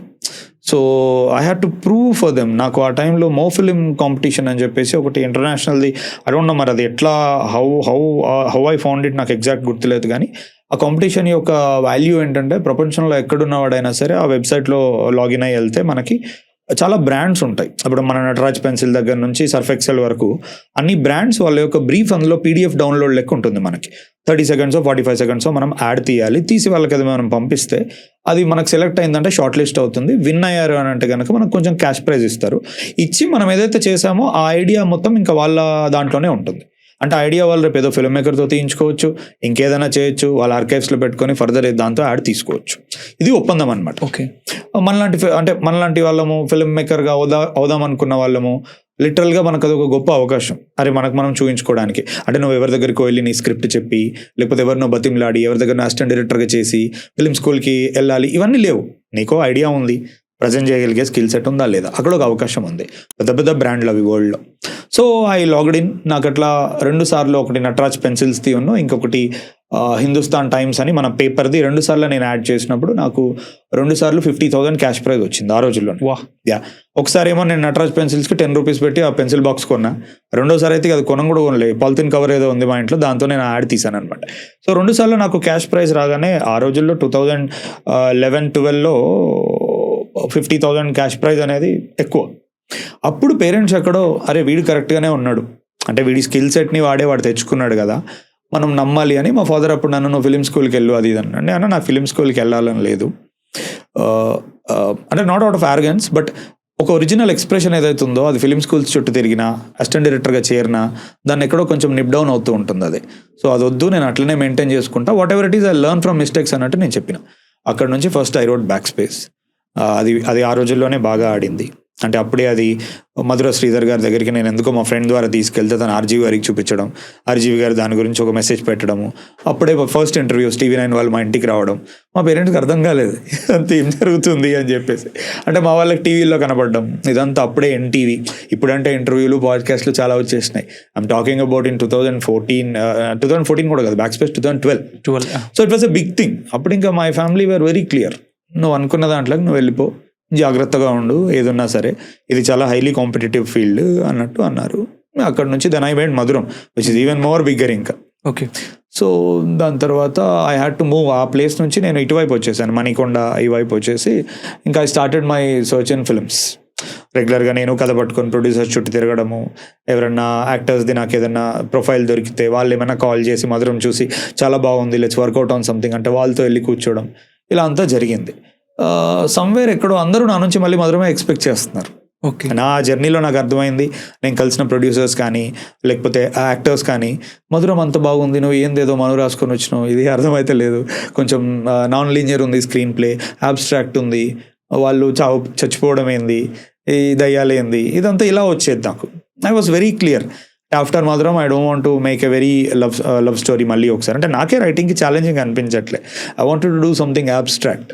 సో అట్లా మనం ఒకసారి ఎప్పుడో మా ఫ్రెండ్, నేను ఇలా బయటికి వెళ్ళినప్పుడల్లా చాలామంది అడుగుతున్నారండి మీ డెబ్యూ ఎప్పుడు, మీరు ఏం చేస్తున్నారు అని, గివెన్ యువర్ క్రెడిబిలిటీ ఫర్ మధురం అన్నట్టు అన్నారు. అన్న తర్వాత నాతో చాలామంది ఒక 10 to 15 మెంబర్స్, మా ఫ్రెండ్ చెప్పాడు 10 to 15 మెంబర్స్ ఫణీంద్ర మూవీ చేస్తా అంటే మేము డబ్బులు పెడతామంటున్నారు, ఎక్కడో people are believing you more than skill, కూడా మనీ కూడా పెడదాం అనుకుంటున్నారు, మీరు క్రౌడ్ ఫండ్ చేయొచ్చు కదా అన్నారు. నేను అన్నాను అంటే అరే మన దగ్గర క్రౌడ్ ఫండింగ్ వర్కౌట్ అవుతుందా, సినిమా చూసి తిట్టేవాళ్ళే తప్ప మా డబ్బులు పోయినాయని డబ్బులు పెట్టేవాళ్ళు ఉంటారా ఇక్కడ అంటే. అప్పటికి ఇంత ఎక్స్పోజర్ లేదండి మనకి. వెన్ వీఆర్ టాకింగ్ అబౌట్ 2018లో మూవీ రిలీజ్ అయింది, 2016 నేను మాట్లాడేది. So I was very sceptical. సో మనోడు అన్నాడు లేదు నువ్వు ఒక పని చెయ్యి, నీ ఫేస్బుక్లో ఒకసారి పెట్టు, నాకు ఎందుకో వర్కౌట్ అవుతుంది అనిపిస్తుంది, I believe there is an energy out there, ఎక్కడికి వెళ్ళినా అడుగుతున్నారు అన్నాడు. సో నేను చాలా నమ్మకం లేకుండానే పెట్టాను, I just through it in Facebook saying that నేను ఇట్లా క్రౌడ్ ఫండింగ్ అనుకుంటున్నాను, ఇది నా ఐడియా, ఎంతమంది నన్ను నమ్మి నాకు మనీ ఇస్తారు అని అంటే నాకు లిటరలీ నాకు it was a shock of my life. నాకు 4 daysలో 1 crore వర్బల్ కమిట్మెంట్ వచ్చేసింది, లిటరల్ 4 days. ఇంకా తర్వాత చాలామంది ఇస్తా అంటే నాకు వద్దు అయిపోయింది నా బడ్జెట్ ఇంతే అని కూడా నేను చెప్పిన రోజులు ఉన్నాయి. అండ్ వాళ్ళందరూ as much as verbal commitment ఇచ్చినట్టు ఒక 85% to 90% ఆఫ్ ద పీపుల్ నేను ఒక 1 month 2 monthsలో ఒక యూనో మనం ఒక కంపెనీ రిజిస్టర్ చేసుకోవాలి, ఇండివిజువల్గా డబ్బులు ఎప్పుడైనా అలా తీసుకోకూడదు, ఇట్స్ నాట్ గుడ్ అనమాట గవర్నమెంట్ ప్రకారం. You have to have a company, public listed company, ఆ కంపెనీ ద్వారా నువ్వు ఫండ్స్ తీసుకుంటే అది చాలా లీగల్ అవుతుంది. సో నేను ఆ 1.5 yearలో ఒక కంపెనీ క్రియేట్ చేసి ఆ కంపెనీ ద్వారా నేను అందరినీ ఫండ్స్ వేయమని చెప్పాను. మళ్ళీ ఎవరైతే నాకు ఈ కమిట్మెంట్ ఇచ్చారో ప్రతి ఒక్కరిది నేను పేరు, నెంబర్, ఈమెయిల్ ఐడి సేవ్ చేసుకొని వాళ్ళకి ఒక సెపరేట్ ఫోల్డర్ పెట్టేసుకున్నా. అంటే ఇప్పుడు 5 lakhs అబోవ్ ఇస్తా అన్న వాళ్ళకి ఒక ఫోల్డర్ క్రియేట్ చేసుకున్నా 5+ అని చెప్పేసి, 50,000 to ఇంత ఇచ్చే వాళ్ళకి, ఎందుకంటే అది అవసరం ఆ సెగ్రిగేషన్ నాకు రేపు మళ్ళీ రీచ్ అవుట్ అయ్యేటప్పుడు. సో ఒక 2 months తర్వాత నేను రీచ్ అవుట్ అయినప్పుడు 85% ఆఫ్ ద పీపుల్ నాకు ఇమ్మీడియట్గా మనీ వేసేసారు. వేసిన వెంటనే నేను రిసిప్ట్ వాళ్ళకి పెట్టాను, అంతా క్లియర్ కట్గా అయిపోయింది మా ఇద్దరి మధ్యలో. నేను వాళ్ళను ఫార్చునేట్లీ నన్ను ఎవరు స్క్రిప్ట్ కూడా అడగలేదు. అంటే వాళ్ళు ఎక్కడో అంటే ఇది వర్కౌట్ అవ్వడానికి ఇంకో కారణం ఏంటండి, నాట్ జస్ట్ ఫర్ ఫిలిమ్స్. నేను ఒక పాస్ట్ 10 years మధురం అప్పటి నుంచి ఐ రైట్ ఫర్ పెయిన్. అంటే నేను పెయిన్ని అడ్రస్ చేస్తూ కానీ, మోటివేటెడ్గా ఉండడానికి కానీ, లేకపోతే fighting for life against all odds and struggles నేను జనరల్గా రాస్తూ ఉంటా. It has nothing to do with film. So దానికి కూడా చాలామంది కనెక్ట్ అయిన వాళ్ళు ఉన్నారు. రకరకాల వాళ్ళ ఫేజెస్ ఆఫ్ లైఫ్లో వాడు ఏదో బాధలో ఉన్నప్పుడు నా ఆ పోస్ట్ చూసి వాడికి చాలా మోటివేషన్ వచ్చింది ఆ రోజు. ఎక్కడో యూఎస్లో ఉన్నాడు, ఇక్కడ ఉన్నాడు. సో అలా నాకు పర్సనల్ బాండ్ ఏర్పడిందన్న విషయం నాకు ఆ డబ్బులు ఇచ్చిందో తెలిసింది. అంతకుముందు లైక్ కొడతారు, ఒక కమెంట్ కొడతారు, కానీ వాళ్ళకి ఎక్కడో నేను ఒక మెంటల్ ఫ్రెండ్ అయిపోయినా, అది నాకు ఆ రోజు తెలిసిందనమాట. మేబీ అందుకని వాళ్ళ స్క్రిప్ట్ కూడా అడగలేదు, వాళ్ళు నమ్మేశారు అసలు ఇతనికి ఇవ్వడం ప్రాబ్లమే కాదు, అది ఎక్కడికి పోదు అని. సో అలా తీసుకొని పెట్టేసుకున్న తర్వాత వీ స్టార్టెడ్ ద ఫిల్మ్. అక్కడ నుంచి సినిమా అయిపోయిన తర్వాత మళ్ళీ వాళ్ళకి ఎవరైతే పెట్టారో మొత్తం ఎంటైర్ పీపుల్ 115 people ఎవరైతే ఉన్నారో వాళ్ళందరికీ డబ్బులు ఇచ్చా. ఒక 4 నాకు మళ్ళీ ఎంత కాల్ చేసినా దొరకలేదు. 1000 rupees వాళ్ళు చూసా 1.5 year చూసి అవి తిరుపతి హుండీలో వేస్తా 4,000. మీరు ఈ జర్నీ మొత్తంలో మీకు లెర్నింగ్స్ ఏమనిపించినాయి, మంచి లెర్నింగ్ అని? As long as you are not hurting anyone, there is a kind of satisfaction in standing up to yourself. అది నాకు గ్రేటెస్ట్ లెర్నింగ్ అయింది. అంటే చాలాసార్లు I was in a crossroads where ఇది ఇట్లా కాదు ఫనీ, మేము చెప్పేది విను, ఈ డెసిషన్ తీసుకో, ఇట్లా చేస్తే మూవీ పరంగా కాదు కానీ ఇట్లా చేస్తే నువ్వు చాలా తొందరగా రీచ్ అవుట్ అవుతావు, పీపుల్కి సక్సెస్ఫుల్ అవ్వగలుగుతావు, ఇలాంటివి చాలా చెప్పిండ్రు. ఎక్కడో somewhere I believe it that as a story teller నాకున్న రెస్పాన్సిబిలిటీ వేరే. కేవలం డబ్బు సంపాదించడము, తొందరగా సక్సెస్ కొట్టడము ఇది కాదు. నాకు యాజ్ ఎ స్టోరీ టెల్లర్ నా స్టోరీ ఎవరికో ఒకరికి ఒక షోల్డర్ అవ్వాలి. బాధలో ఉన్న వాళ్ళకి ఒక ధైర్యం అవ్వాలి అది అనేది నేను ఫస్ట్ నుంచి బాగా నమ్మిన. సో దానికోసం నేను చాలా మూమెంట్స్ నేను నిలబడ్డా. When people asked me to think or rethink ఇలా అన్నప్పుడు కూడా that's my biggest learning, right? Saying the answer to your question, నీకోసం నువ్వు నిజంగా నిలబడి నువ్వు ఎవరిని హర్ట్ చేయట్లేదు అన్నప్పుడు దానికోసం ఒక యుద్ధం చేయడంలో ఒక beautiful satisfaction. No need to be regret. There is no regret అసలు. అంటే what came out today is that satisfaction. So many people అంటారు కదండి సార్, నేను ఆ రోజు ఆ పని చేయకపోయింటే బాగుండే, ఏం కొంచెం కాంప్రమైజ్ అయిపోయింటే ఏమయ్యేది నా లైఫ్లో అనే సిచ్యువేషన్స్ వచ్చినప్పుడు, అంటే ఇది కాంట్రడిక్ట్ అవ్వదా ఇప్పుడు మీరు చెప్పినప్పుడు నేను అన్నది? Character is a very personal thing అండి. అది ప్రపంచం కోసం కాదు, నీ కోసం ఉంటుంది. సో నీ వ్యక్తిత్వం అనేది నీకు మాత్రమే తెలుసు. నువ్వు అద్దం ఎదురుగా నిలబడ్డప్పుడు, రాత్రి పడుకునేటప్పుడు నువ్వు ఒంటరిగా ఉంటావు. నీకు ఒక మనస్సాక్షి ఉంటుంది, దానికి మట్టుకు ఆన్సర్ చేసుకో. ప్రపంచంలో ఎవరికి నువ్వు చేయాల్సిన పని లేదు. సో అది నాకు క్లియర్గా కాన్షియన్స్ ఉంది అని అంటే దానికోసం నువ్వు ఏమైనా చేయొచ్చు, as long as you don't hurt anyone. What is the saddest part in your whole life? I thought some Calcutta మీ వాళ్ళతో అంటుంటే ఉండే. మనం జనరల్గా నమ్మి ఎవరినైనా ఓకే బాగా దగ్గరికి తీసుకున్నప్పుడు వాళ్ళు వర్తి కాదు అని మనకు అనిపించినప్పుడు అప్పుడు బాగా గట్టిగా తగులుతుంది మనకి. ఎక్స్టర్నల్ సిచ్యువేషన్స్ ఏవి ఎప్పుడు నన్ను హర్ట్ చేయలేకపోయినాయి ఇప్పటి వరకు, because I'm prepared for that. లైఫ్లో పలానా ఎవరు నన్ను తప్పుగా అర్థం చేసుకోవడం అయినా ఏదైనా అన్నప్పుడు కానీ ఎక్కడో in my journey I know నేను తీసుకుంటున్న రూట్లో ఇవన్నీ వస్తాయి, మంచితో పాటు పొగడ్తలతో పాటు ఇలా నన్ను తప్పుగా అర్థం చేసుకోవడం కూడా ఉంటుంది అని. But what I never expected was, మీరన్నట్టు సాడెస్ట్ అనే పదం ఇంకాస్టిస్ చెప్పాలి అంటే కనుక మనం బాగా నమ్మి ఎవరికైనా ఒక అవకాశం ఇచ్చినప్పుడు, మన వాళ్ళు అనుకొని బాగా నమ్మి మనం వాళ్ళని దగ్గర తీసినప్పుడు వాళ్ళు చాలా సెల్ఫిష్గా బిహేవ్ చేసి గ్రాటిట్యూడ్ లేకుండా మన ముందొకలా మన వెనకొకలా ఉన్నప్పుడు నాకు తెలిసినప్పుడు ఇట్ ఫెల్ట్ వెరీ సాడ్. ఎందుకంటే నేను అలా ఉంటే నువ్వు నా గురించి అలా చెప్తేనే ఓకే ఏముందిలే అందులో అని అనుకునేవాడిని. బట్ నేను చాలా బాగా చూసుకున్నా వాళ్ళని, కానీ అట్లాంటప్పుడు నాకు ఎందుకు ఇలా జరిగింది అనే క్వశ్చన్ వచ్చింది. That hit me very hard. అరే ఫస్ట్ నుంచి మనం బాగానే ఉన్నాం కదా, ఎంత పోరాడాం వీళ్ళ కోసం అని అనుకొని దెన్ ఐ థాట్ ఓకే అది కూడా ఒక లెర్నింగే. అంటే యూ షుడెంట్ ఎక్స్పెక్ట్ ప్రతి ఒక్కరు నీతో బాగుండాలి అని, బట్ వాళ్ళ దగ్గర వాళ్ళు అయ్యేసరికి it hit us very hard. But I'm not the first person in the world, probably I won't be the last also. What is this Kolkata story sir? Kolkata it's not much of a story, but ఇంతకుముందు మనం మాట్లాడినట్టు అంటే I travel lot to understand human conditions. మనం ఇప్పుడు అంటే మనం ఎంత అదృష్టవంతులో లేకపోతే మన దగ్గర ఏముందో తెలుసుకోవాలి అని అంటే ఒకసారి మనం ఇల్లు దాటాలి. మనం ఇంట్లోనే కూర్చుంటే మనకు తెలియదు హౌ లక్కీ వీఆర్. సో అలా ఎప్పుడైనా వన్ ఆఫ్ మై ట్రావెలింగ్స్కి వెళ్ళినప్పుడు కోల్కతాలో మార్నింగ్ ఫోటోగ్రఫీ సెషన్స్ మేము స్టార్ట్ చేసినప్పుడు 4:30 or 5కి ఓవరా బ్రిడ్జ్ మీద ఒక ముసలతను సమ్వేర్ ఒక 65-70 ఏజ్ ఉన్న అతను బక్కగా అట్లా ఉండిపోయి మెడ మీద ఒక సైకిల్ టైర్ లాంటిది వేసుకొని అది వెనక ఉల్లిపాయల బండికి వేసుకొని అతను లాక్కుంటూ వెళ్తున్నాడు అనమాట. మేము బ్యూటీయో ఏదో దొరకబడదామని కెమెరాలు పట్టుకొని వెళ్ళాము ఆ రోజు, నేను మా ఫ్రెండ్స్. అంటే మాకు సడన్గా అలా చెమటలు పోస్తూ ఒక వ్యక్తి బక్క పలిచిన వ్యక్తి అట్లా లాగుతుంటే 70 ఏళ్ళ వ్యక్తి ఆ కార్ట్ని, ఉల్లిపాయల కార్ట్ని అంటే మాకు చూసినప్పుడు అంటే ఫోటో తీసాము. తర్వాత దాన్ని చూసి హ్యూమన్ కండిషన్ అంటే ఇది. అంటే మనం అక్కడ ఏదో కాసేపు ట్రాఫిక్లో ఇరుక్కున్నందుకు ఉష్ అంటాం, కరెంటు పోతే అబ్బా అంటాము. ఇవి మన దృష్టిలో కష్టాలు. ఇక్కడ చూస్తే పొద్దున్న లేసి ఒక 100 రూపాయల కోసం ఈరోజు ఎంత కష్టపడుతున్నారు ఈ వయసులో. మనం ఎంత కష్టపడాలి ఇంకా. మేబీ అందుకే ఆ చోటనే వివేకానందుడు పుట్టాడు కాబట్టి అక్కడే అన్నాడేమో, నాకు gimme youth who have steel nerves, నేను ఈ ప్రపంచాన్ని మారుస్తాను, దేశాన్ని మారుస్తాను అని నాకు అనిపించింది.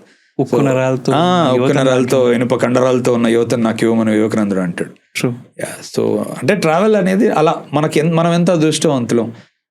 నిజంగానే మనకి ఉన్నదానికి మనం చాలా హ్యాపీగా ఫీల్ అవ్వాలి, బ్లేమ్ చేయకుండా ప్రతిదీ.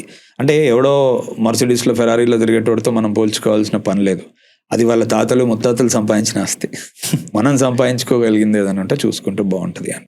నేను మీ టైట్ సర్కిల్లో నేను వినండి sir, why you always focus on biography పైన ఫోకస్ చేస్తారంట, పీపుల్స్ బయోగ్రఫీ పైన, లైక్ ఆ బుక్స్ ఎక్కువ చదువుతారంట. What you learn from that? Because biographies are the stories of real people. నువ్వు ఎంతసేపు నవలలో ఇంకోటి ఏదో ఫ్యాంటసీ స్టోరీలు చదివినప్పుడు అది ఒక రైటర్ యొక్క ఇమాజినేషన్స్. బయోగ్రఫీస్ మట్టుకు ఒక వ్యక్తి రియల్గా బ్రతికి డక్కాముక్కి తిని వాటన్నిటిని దాటి వచ్చాడు కాబట్టి ఎక్కడో అది చదివినప్పుడు ఈరోజు వీడిలో ఉన్న గెలుపునే అందరూ చూస్తున్నారు తప్ప 300 పేజీలకు ముందు మొదటి పేజీలో వీడు కూడా చాలా నార్మల్గా జర్నీ స్టార్ట్ చేశాడు అన్న విషయం బయోగ్రఫీలు చెప్తాయి మనకి. Any kind of person. ఈరోజు నువ్వు ఆ మొదటి పేజీలోనే ఉన్నావు కదా, so you can go there అని అనిపిస్తుంది. సూపర్. సిరివెన్నెల సీతారామ శాస్త్రి గారి రైటింగ్సా, ఇళయరాజా గారి పాటలా? నాకు ఆబ్వియస్లీ సిరివెన్నెల సీతారామ శాస్త్రి గారి రైటింగ్సే. ఎందుకంటే నేను అది సంగీతం లేకుండా కూడా చదువుకొని ఫీల్ అవ్వగలుగుతా. పసిడి పథకాల హారం కాదురా విజయ తీరం, గెలుపనే మాటకు అర్థం నేను నువ్వే గెలుచు యుద్ధం అన్నాడు అతను ఒక్కడు మూవీలో ఫస్ట్ సాంగ్లో. నాకు దానికి సంగీతం అవసరం లేదు, ఆ పదాలు నన్ను లేపుతున్నాయి. సాహసం శ్వాసగా సాగిపో, సాగరం ఈదడం తేలికేం కాదురా సోదరా అని చెప్తూ ఉంటాడు తను. అంటే ఎప్పుడైనా సరే సాహిత్యం పాట కంటే ముందు పుట్టింది సాహిత్యం. శ్రీశ్రీ గారు మహాప్రస్థానాన్ని రాసినప్పుడు పక్కన బీజిఎం లేదు, దానికి వస్తున్నాయి జగన్నాథ రథచక్రాలు వస్తున్నాయి, పదాలు వాటంతటవి పని జరుపు. వాళ్ళిద్దరిలో మీరు నన్ను చూస్ చేసుకోమంటే నేను చూస్ చేసుకుంటున్నా. మేబీ అదర్ అండ్ పీపుల్ కి రాజా గారు చాలా ఇంపార్టెంట్ అయి ఉండొచ్చు. వెన్ యూ భగవద్గీత చదువుతున్నప్పుడు what you learn from Bhagavad Gita, sir? I learned everything from Bhagavad Gita.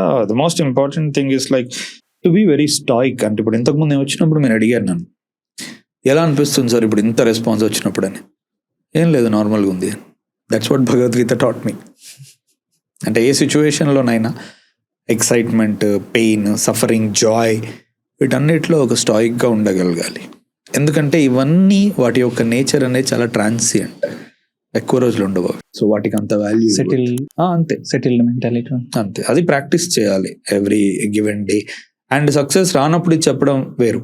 అది ఇప్పుడు నేను రైట్ నో అందులో పర్టికులర్గా నెట్ఫ్లిక్స్లో రిలీజ్ అయినప్పటి నుంచి నేను అందులో మునిగితే వెళ్తున్నా కాబట్టి ఇప్పుడు నేను చెప్పడం అది ఇంకా ఇంపార్టెంట్. 16 సంవత్సరాల మీ జర్నీ మీకు నేర్పింది ఈ సెటిల్డ్గా ఉండి చూడాలి అని. అంతే కదండి. ఎంత ఓపిక వచ్చింది సార్ మీకు? ఫార్చునేట్లీ నాకు అలాంటి గ్రేట్ టెక్స్ హ్యాపెన్ టు మీ. అంటే ఇప్పుడు if it was not for lord Krishna, అంటే అతని ఎక్స్ట్రాడినరీ విజ్డమ్ కనుక లేకపోయి ఉంటే ఆర్ బుద్ధ విజ్డమ్ లేకపోయి ఉంటే నాకు కష్టమయ్యేది నావిగేట్ చేయడానికి ట్రబుల్స్ అన్ని లైఫ్లో. అంటే నాకు ఎక్కడో great wisdom happen to me in the process. నేను ఎప్పుడు నమ్ముతా we don't walk to wisdom, wisdom walks to us. అది ఎంతో కొంత మనకు అదృష్టం ఉండాలి. అలాంటి పుస్తకాలు, జ్ఞానం అంటే మన మైండ్ ఆ టైంలో ఓపెన్ ఉండాలి. ఇప్పుడు మనకేదో తాగడం మీదో, తిరగడం మీదో, ఇంకా దేని మీదో ఇంట్రెస్ట్ ఉంటే ఆ విజ్డమ్ నీ చుట్టుపక్కల ఉంటుంటే కూడా నీకు తెలియదు. ట్రూ. బట్ ఎక్కడో నీకు ఆ కోరిక లోపల కాంక్ష ఉందనుకో, అరే నాకు ఆకలి ఉంది, నాకు నేర్చుకోవాలి, ఏదో తెలుసుకోవాలి అన్నప్పుడు ఎక్కడి నుంచో మీకు తెలియదు విజ్డమ్ మీ దగ్గరికి నడుచుకుంటూ వస్తూ ఉంటుంది. నేను అలా చాలాసార్లు ఉన్నాను నా లైఫ్లో. అంటే గాడ్ గివ్ మీ సంథింగ్, కట్టె కాలే అంతవరకు నాతో ఉండగలిగేది ఇవ్వు అని నేను చాలాసార్లు అనుకున్నాను. అది డబ్బు కాదు, పేరు కాదు, వస్తువులు కాదు, బంగారం కాదు, జ్ఞానం మట్టుకే. అది లాస్ట్ వరకు ఉంటుంది. సో నేను ఇలా ఎన్నోసార్లు అనుకున్నాను కాబట్టి మేబీ నాకు ఆ ఛానల్ ఓపెన్ అయి ఉంటుంది. సో చాలాసార్లు తను అదే చెప్పాడు, ఎవ్రీథింగ్ ఈజ్ పెరిషబుల్. ఏదైతే పెరిష్ కాదో దాన్ని పట్టుకో, చాలా హ్యాపీగా ఉంటావు నువ్వు అని. సో జ్ఞానం ఇట్ డజంట్ పెరిష్. ఒక అందమైన చందమామ కథ, ఇందులో రెక్కల గుర్రాలు లేవు, రాక్షసులతో యుద్ధాలు లేవు. ఒక మదర్ వాళ్ళ కూతురి ప్రేమ కథ ఒకటి చెప్పితే, నేను ఇలా మీ కూతుర్ని ఇష్టపడ్డారని చెప్తే బయటికి వస్తూ మాట్లాడిన మాటలు ఇవి. అంటే ఇంతవరకు నేను ఏ సినిమాలో చూడలే, ఏ మదరు వాళ్ళ కూతురి పైన లవ్ని ఇప్పుడు పొగిడింది లేదు. సో అంత గొప్పగా పొగడడానికి ఏంటి అక్కడ ఆ లైన్స్ మధ్యలో మీనింగ్ ఏంటి? రాక్షసులతో యుద్ధాలు లేవు, రెక్కల గుర్రాలు లేవు. ఆ లైన్ ఎలా ఎండ్ అయిందనే అది ఎక్కువ ఎక్స్ప్లెయిన్ చేస్తుంది. ఆ మాట అన్న తర్వాత ఆవిడ అంత పోయిటిక్ అన్న తర్వాత ఒక మాట అంటుంది, మనిషి మీద, ప్రేమ మీద గౌరవాన్ని పెంచే కథ ఇది అంటుంది. That explains it all.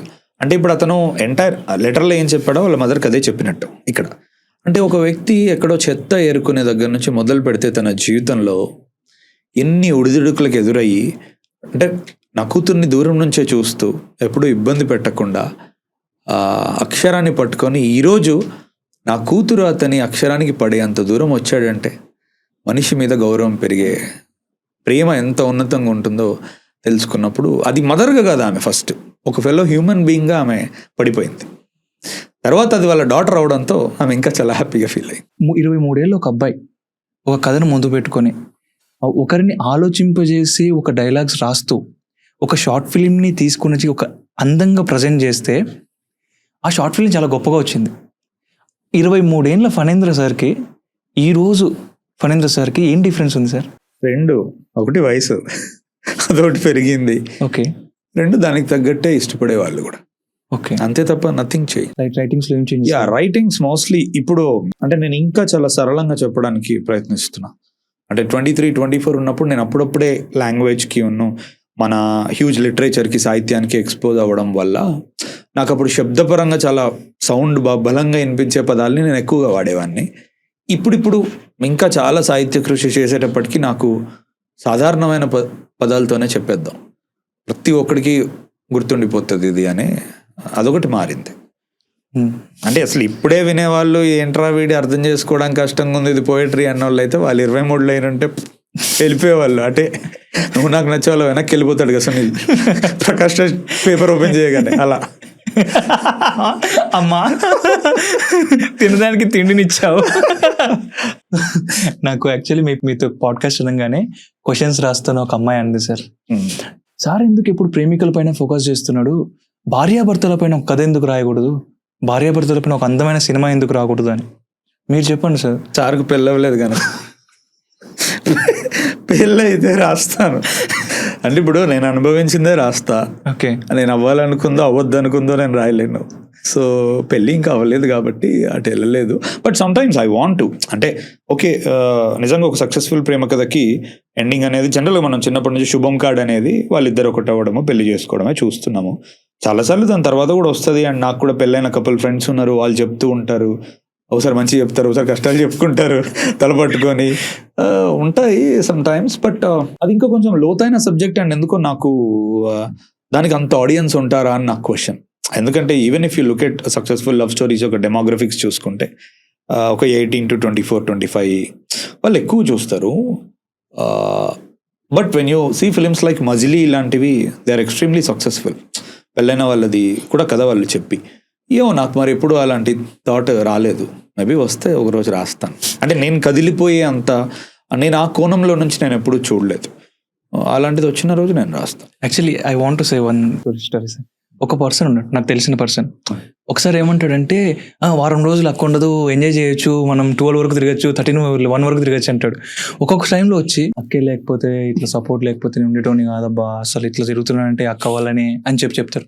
So నాకు అప్పుడు పెళ్ళి అయిన తర్వాత ఆయన స్ప్లిట్ మెంటాలిటీ నాకు అర్థమైపోతుంది. అతను చూస్తాడా ఇది? అక్కడే ఉన్నాడు sir. Okay okay okay. So నేను అందుకే క్వశ్చన్ అడిగినాను. అంటే I think somewhere I heard that. అంటే నేను ఒకసారి ఏదో ఒక book men are from Mars and women are from Venus అనే బుక్ లో ఈ పర్టికులర్ సైకాలజీ ఎక్స్ప్లెయిన్ చేశాను. అంటే మెన్ కి మోస్ట్ ఆఫ్ ద టైమ్స్ ఈ ఒక రబ్బర్ బ్యాండ్ అనాలజీ ఇస్తారనమాట. క్యాచ్ అండ్ రిలీజ్ అనే ఒక ఫిలాసఫీ ఎక్కువ వర్కౌట్ అవుతుంది అని చెప్పి. ఎట్లా అంటే వాడు ఫస్ట్ చాలా పరిగెడుతూ దగ్గరే ఉండిపోయి కుచిగా ఉండి అసలు నువ్వు లేకపోతే నాకు ప్రపంచం లేదనే మెంటాలిటీతో చాలా వరకు ఉంటాడు వాడు. ఒకసారి వాడికి కొట్టేస్తుంది అనమాట స్టేజ్ వచ్చిన తర్వాత. ఇంతకుముందు మీరు చెప్పినట్టు బాగు వారం రోజులు దొరికితే బాగుండు. సో ఇది రిలీజ్ మెంటాలిటీ. ఇప్పుడు ఇంకొద్దు నాకు, ఇప్పుడు జస్ట్ నాకు ఎక్కడికైనా వెళ్ళిపోవాలి ఒక వారం రోజులు అది ఇది అని అనుకుంటాడు. ఇక అప్పటి నుంచి వాడు ఫ్రీడమ్ కోరుకుంటూ ఉంటాడు. అరే ఏంటి నాకు కొంచెం వదిలేయచ్చు కదా, ఊకే ఏంది ఇది కంటిన్యూస్గా అని చెప్పేసి. మళ్ళీ అది అయిపోయి ఒక వారం 10 రోజులుగానే క్యాచ్ మెంటాలిటీలోకి వస్తాడు వాడు.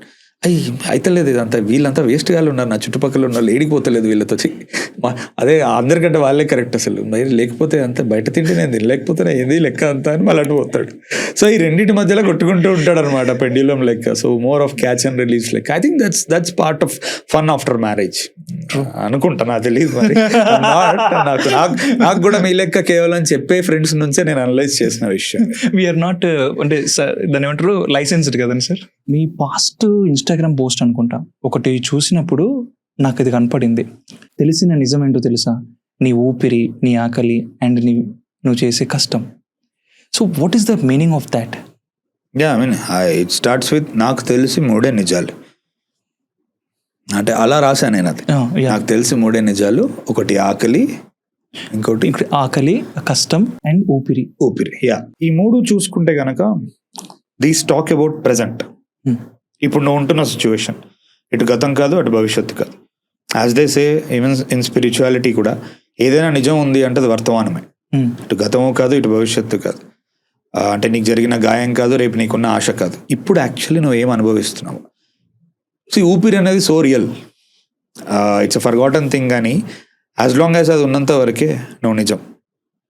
అది లేకపోతే యూఆర్ నాట్ దేర్. నువ్వు జస్ట్ ఒక రాటింగ్ బాడీవి నువ్వు, నీ ఊపిరి లేకపోతే. So what is bigger truth than breath? నీకు అందుకే డీపర్ లేయర్స్కి వెళ్ళినప్పుడు ఎప్పుడైనా సరే ప్రాణాయామ ఇలాంటివన్నీ కంట్రోల్ యువర్ బ్రెత్ అంటారు. యోగాలో కూడా కృష్ణుడు కూడా చెప్పింది అదే. ఏ వ్యక్తికైతే తన బ్రెత్ మీద పట్టు ఉంటుందో తనకి సాధ్యమైనంత వరకు అన్నిటి మీద పట్టు ఉంటుంది జీవితంలో, ఎమోషన్స్ మీద. కోపం అంత త్వరగా రాదు, బాధ అంత త్వరగా రాదు అని చెప్పేసి. సో అందుకే నాకు తెలిసిన నిజాల్లో ఒకటి ఊపిరి అని చెప్పాను. ఇంకోటి ఆకలి. అంటే చాలా మట్టుకు మనం ఎవరైనా క్రైమ్ చేసిన వాళ్ళని, అంటే ప్యాషన్ క్రైమ్స్, మోటివేటెడ్ క్రైమ్స్ కాదు డబ్బులకి, బట్ ఆకలి మీద చాలా వరకు క్రైమ్స్ చేసిన వాళ్ళని మనం చూస్తాం. జువెనైల్ పీపుల్, చిల్డ్రన్ కూడా. అంటే అది ఎంత నిజం అంటే ఆకలి అనేది వాడికి ఇంకా ఆ టైంలో ఏ పోయిటరీయో, ఏ అందమైన మ్యూజిక్కో ఏది వాడి మీద పనిచేయదు. నా కడుపు కాలుతుంది, ఇప్పుడు నేను ఏదో ఒకటి చేసి తినడానికి నేను ప్రయత్నిస్తాను. సో యాజ్ లాంగ్ యాజ్ ఈరోజు కూడా చాలా మంది ఎవరైనా అంటారు పొట్టకూటి కోసమే చేస్తున్న భయ్యా ఇదంతా, నాకు మాత్రం ఏమైనా ఇష్టం ఉందా అంటాడు. So there is no bigger truth than your hunger, లోపల ఉన్న హంగర్. అదొకటి. ఇంకొకటి కష్టం. అంటే కష్టం ఎందుకు చెప్తున్నానంటే, థర్డ్ థింగ్, నువ్వు చాలా మందిని చాలాసార్లు బ్లేమ్ చేస్తూ ఉంటావు, వాడి వల్ల నాకు ఇట్లా అయింది, నేను లేకపోతే చాలా సక్సెస్ అయ్యేవాడిని. అంటే నువ్వు ఒకసారి తొంగి చూసుకో, నువ్వు నిజంగా ఎంత కష్టపడ్డావు. యాక్చువల్ బ్యారోమీటర్ నీ కష్టమే. మిగతా వాటికి అంత శక్తి ఉండదు మనిషికి, మనం పెట్టుకుంటాం ఆ లిమిటేషన్స్ అన్ని. ఒక బుద్ధిస్ట్ సేయింగ్ ఉంటుంది, నేను ఇంకేదో దాంట్లో కూడా చెప్పిన. ఒక మాస్టర్ ఒకసారి పిలిచంటే ఒక హోల్ ఉంటుందంట, అందరినీ అందులో వాళ్ళ దగ్గర ఉన్న భిక్షుస్ని ఎవరైతే ఉంటారో స్టూడెంట్స్ని చేయి పెట్టమంటాడంట. కింద మీకు ఆనుతుందా ఫ్లోర్ అని చెప్పి అందరూ చేయబెట్టి బయటికి తీసి, లేదు హోల్ చాలా డీప్ ఉంది అంటారంట. మొత్తం అలా అన్న తర్వాత మాస్టర్ అంటాడంట, ఎరా ఒక్కడైనా మీ చేయి చిన్నగా ఉందని ఒప్పుకోలేదేంటి? అదే డిఫరెన్స్. సో మనం కష్టపడలేదు అని అనుకోవడానికి మన చేయి చిన్నగా లేదని మనం ఎవరని చెప్పమన్నమాట. నీకు బాటమ్ అందుకోవాలి నువ్వు, అంతే. చేయలేకపోతే నువ్వు కర్ర తెచ్చుకొని అందొచ్చు, కానీ ప్రతి ఒక్కరు హోల్ని బ్లేమ్ చేస్తారు, అరే ఇది డీప్ ఉంది, ఇది డీప్ ఉంది అని. సో కష్టం విషయంలో కూడా నేను అదే నమ్ముతా. ఇప్పుడు కూడా చూడండి, ఇప్పుడు 8 వసంతాలు థియేటర్లో ఆడలేదంటే నేను ఎవరిని బ్లేమ్ చేయను. అంటే బయట పీపుల్ అంటూ ఉంటారు, భయ్యా రివ్యూవర్లు ఇలా బ్యాడ్ ఇచ్చారు, ఇది కరెక్ట్ టైమింగ్ కాదు, కుబేరాతో రిలీజ్ అయింది, కన్నప్పతో రిలీజ్ అయింది, ఇది ఏది కాదు reason. Good cinema will find its own way. ఉదాహరణకు మొన్న చెప్పాలి అని అంటే, మా తర్వాత రిలీజ్ అయిన పెద్ద సినిమా కూడా మొన్న లేదు, మాది ఉంది పీవీఆర్ నెక్సస్లో. అంటే నేను అనేది ఇవేవి కారణాలు కాదు, ఏవైనా అయి ఉండొచ్చు. నాకు తెలిసి సంథింగ్ డిడెంట్ వర్కౌట్, అదేంటి అనేది మాకు తెలియట్లే. All I can say is okay, ఆ సినిమాలు అది థియేటర్లో ఆడలేదు, అది నేనే చెప్తున్నా. కానీ మళ్ళీ నేనే ఏమంటున్నా, దానికి ఆడే అంత సత్తా లేకపోతే 20 రోజుల్లో నెట్ఫ్లిక్స్లో ఎవడు చూడ్డు. ఇదేదో 2-3 నెలలు కాలేదు పీపుల్ రియలైజ్ అవ్వడానికి, 20 రోజులు ఎక్కడెక్కడి నుంచో చూస్తాం. సో ఎప్పుడైనా సరే నువ్వు ఒప్పుకోవాలి, నా కష్టంలో తేడా ఉంది, అందుకనే నేను ఏదైనా అచీవ్ చేయలేకపోయినా. మరి అది మేము అంటే సరైన టైంకి ప్రమోషన్ జరగలేదో, మా వైపు నుంచి చాలా మందికి అది తెలియలేదో, నేను నా దాంట్లో ఏమైనా తప్పు ఉందా నేను చూసుకుంటా, నాకు అర్థమైనంత వరకు ఎక్స్టర్నల్ సిచ్యువేషన్స్ని బ్లేమ్ చేసే బదులు. అందుకే నేను అన్నా, నాకు తెలిసిన 3 నిజాలు: ఊపిరి, నువ్వు పడే ఏదైతే కష్టం ఉందో, నీకున్న ఆకలి, మిగతా అన్నీ ఇంకా నువ్వు చెప్పుకునేటివి, ఇవే నిజాలు. మీరు ఈ 3 యాక్ట్ స్ట్రక్చర్ అని,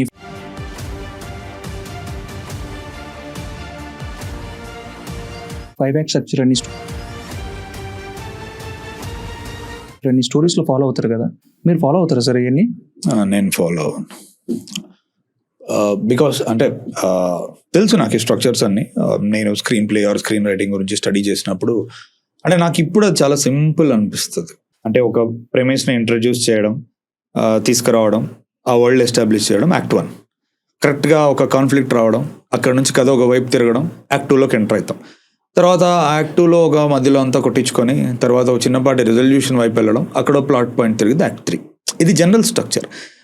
అంటే నేను స్టడీ చేసినప్పుడు ఫిల్మ్ మేకర్స్ కానీ ఫిల్మ్ మేకింగ్ కానీ, ఉదాహరణకి అసలు యాక్ట్ స్ట్రక్చర్ అనేది ఫాలో అయితే పల్ప్ ఫిక్షన్ లాంటి ఒక బ్రహ్మాండమైన సినిమా ఉండకపోయేది. పల్ప్ ఫిక్షన్ సినిమాలో నీకు మిడిల్ హాఫ్ ఆఫ్ దకి వెళ్ళేటప్పటికి తల ఇట్లా ఉల్టా పెట్టి తిప్పేస్తాడు స్క్రీన్ ప్లేని. సో టరంటినో చాలాసార్లు చెప్పాడు, ఇవన్నీ స్ట్రక్చర్స్ ఉంటాయి, తెలుసుకోండి, ఫాలో అవ్వద్దు, బ్రేక్ చేసేయండి అని. ఇప్పుడు క్రిస్టోఫర్ నోలన్ ఉంటాడు, యాక్ట్ స్ట్రక్చర్ పనే చేయదు అతని సినిమాకి. So many great film makers తెలుసుకొని వాటిని బ్రేక్ చేసి ముందుకు వెళ్ళిపోయిన వాళ్ళు ఉన్నారు.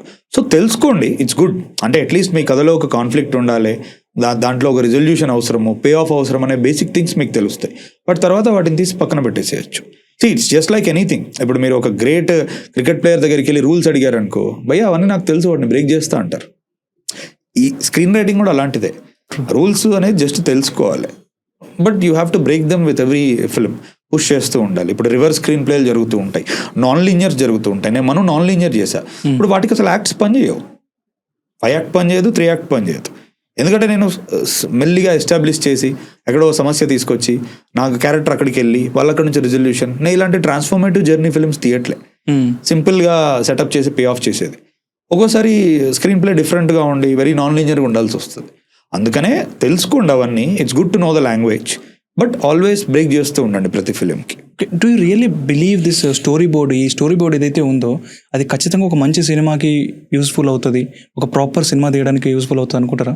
స్టోరీ బోర్డ్ ఎప్పుడైనా సరే ఏ గ్రేట్ ఫిల్మ్ మేకర్ అయినా వేసుకునేది వాళ్ళకి లోపల ఒక యాంగ్జైటీ ఉంటుంది. సెట్స్కి వచ్చినప్పుడు ఎక్కువ టైం వేస్ట్ అవుతూ ఉంటుంది అనే ఫీలింగ్ ఉంటుంది. ఇప్పుడు పారాసైట్ అనే కొరియన్ ఫిలిం చాలా one of the greatest films. అది అతనిది సపరేట్ మొత్తం పారాసైట్ది స్టోరీ బోర్డింగ్ బుక్ ఉంటుంది. నేను అది కొనుక్కున్నప్పుడు అందులో స్టార్టింగ్ అతను ఏం చెప్తాడంటే, బాంగ్ జూన్ హో అంటే is one of the greatest film makers కాంటెంపరీగా. స్టిల్ తను అంటే it's good to know that తను కూడా సెట్కి వెళ్ళినప్పుడు యాంగ్జైటీ ఫీల్ అవుతాడని. అరే అమ్మ టైం వేస్ట్ అవుతుంది, గ్రేట్ షాట్స్ తీయగలుగుతామా లేదా అని. అంటే తను మాట చెప్తాడు వర్బాటిం. తన మాటలో చెప్పాలంటే స్టోరీ బోర్డ్స్ తను వేసుకొని రోజు ఎవరైనా అతను సెట్కి వెళ్ళినప్పుడు అతను లిటరల్గా న్యూయార్క్లో రోడ్డు మధ్యలో ఓన్లీ అండర్వేర్తో నిలబడ్డ ఫీలింగ్ వస్తుంది అంట అతనికి. అరే అమ్మ ఏంటిది అని అంత సిగ్గుగా. అంటే తను చాలా మటుకు యాంగ్జైటీని క్లియర్ చేసుకోవడానికి, టైం వేస్ట్ అవ్వకుండా ఉండడానికి ఈరోజు ఆల్రెడీ మైండ్లో ఏ షాటు, లెన్స్ ఎంత ఎఫ్ అపర్చర్ ఏంది, ఎంతసేపు ఉండాలనేది వేసుకుంటాడు. ఇది ప్రతి ఒక్కరికి అవసరం లేదు. ఇప్పుడు ఉదాహరణకి మన మణిరత్నం గారు ఉన్నారు, ఈ doesn't do story boarding, is a very visual film maker. ఇలా చాలా మంది ఉన్నారు అట్లా. వై స్టోరీ బోర్డ్ నేను వేసుకునేది ఏంటంటే నాకు సెట్ మీద టైం వేస్ట్ చేయడం ఇష్టం ఉండదు. అండ్ అక్కడికి వెళ్ళి ఏదో ఎతుక్కుంటూ అదంతా నాకు చేయాలని ఉండదు. అండ్ అందరూ ఒక దాటి మీద ఉండాలి, అండ్ నాకు కూడా అబ్సల్యూట్ క్లారిటీతో ఉండాలి, అనవసరంగా యాంగ్షియస్ అవ్వకూడదు, టైం వేస్ట్ అవ్వకూడదు అన్నందుకు నేను స్టోరీ బోర్డ్ వేసుకుంటా.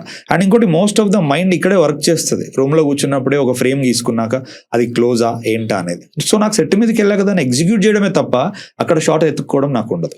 సో దానివల్ల నేను నా టైము, నిర్మాత డబ్బులు, యాక్టర్స్ టైంని వీళ్ళందరినీ నేను సేవ్ చేస్తాను. So that's why I believe storyboarding is important to me. ఇప్పుడు వేరే ఫిల్మ్ మేకర్స్ ఉన్నారు, మాకు అలా అవసరం లేదు, మేము వర్క్ చేసుకుంటామంటే యూ క్యాన్. అలా ఏం లేదు. అంటే ఒక మెకనైజ్డ్ స్ట్రక్చర్లో నడుస్తూ ఉంటుంది ప్రొడక్షన్ అంతా, అందరికీ క్లియర్ ఉంటుంది. లైట్ బాయ్ కూడా వచ్చి చూసుకొని ఈరోజు సారీ ఏం చేసిండు అని చూసుకొని పడిపోవచ్చు అంతే. అంటే ఇప్పుడు ఓ డైరెక్టర్కే కాకుండా మిగతా క్రూ అందరికీ డైరెక్టర్ ఏం చేయాలనుకుంటున్నాడు తెలియడం ఎంత పవర్ ఇస్తుంది. ట్రూ. నీ ఒక్కడి తలకాయలోనే ఉండి అందరినీ నువ్వు చావగొట్టే బదులు అందరికీ తెలిసి. ఇప్పుడు నా దాంట్లో అట్లే ఉంటుంది. ఈరోజు యాక్టర్ వస్తాడు, ఒకసారి చూసుకుంటాడు మొత్తం, వాడికి సంబంధం లేదు కానీ వాడు ఊరికే చూస్తాడు. పొద్దున్న రాగానే, ఇప్పుడు హను ఉన్నాడు, రాగానే ఒకసారి చూస్తాడు అనమాట, ఓకే ఓ ఎన్ని షాట్లో నేను ఉన్నా అని.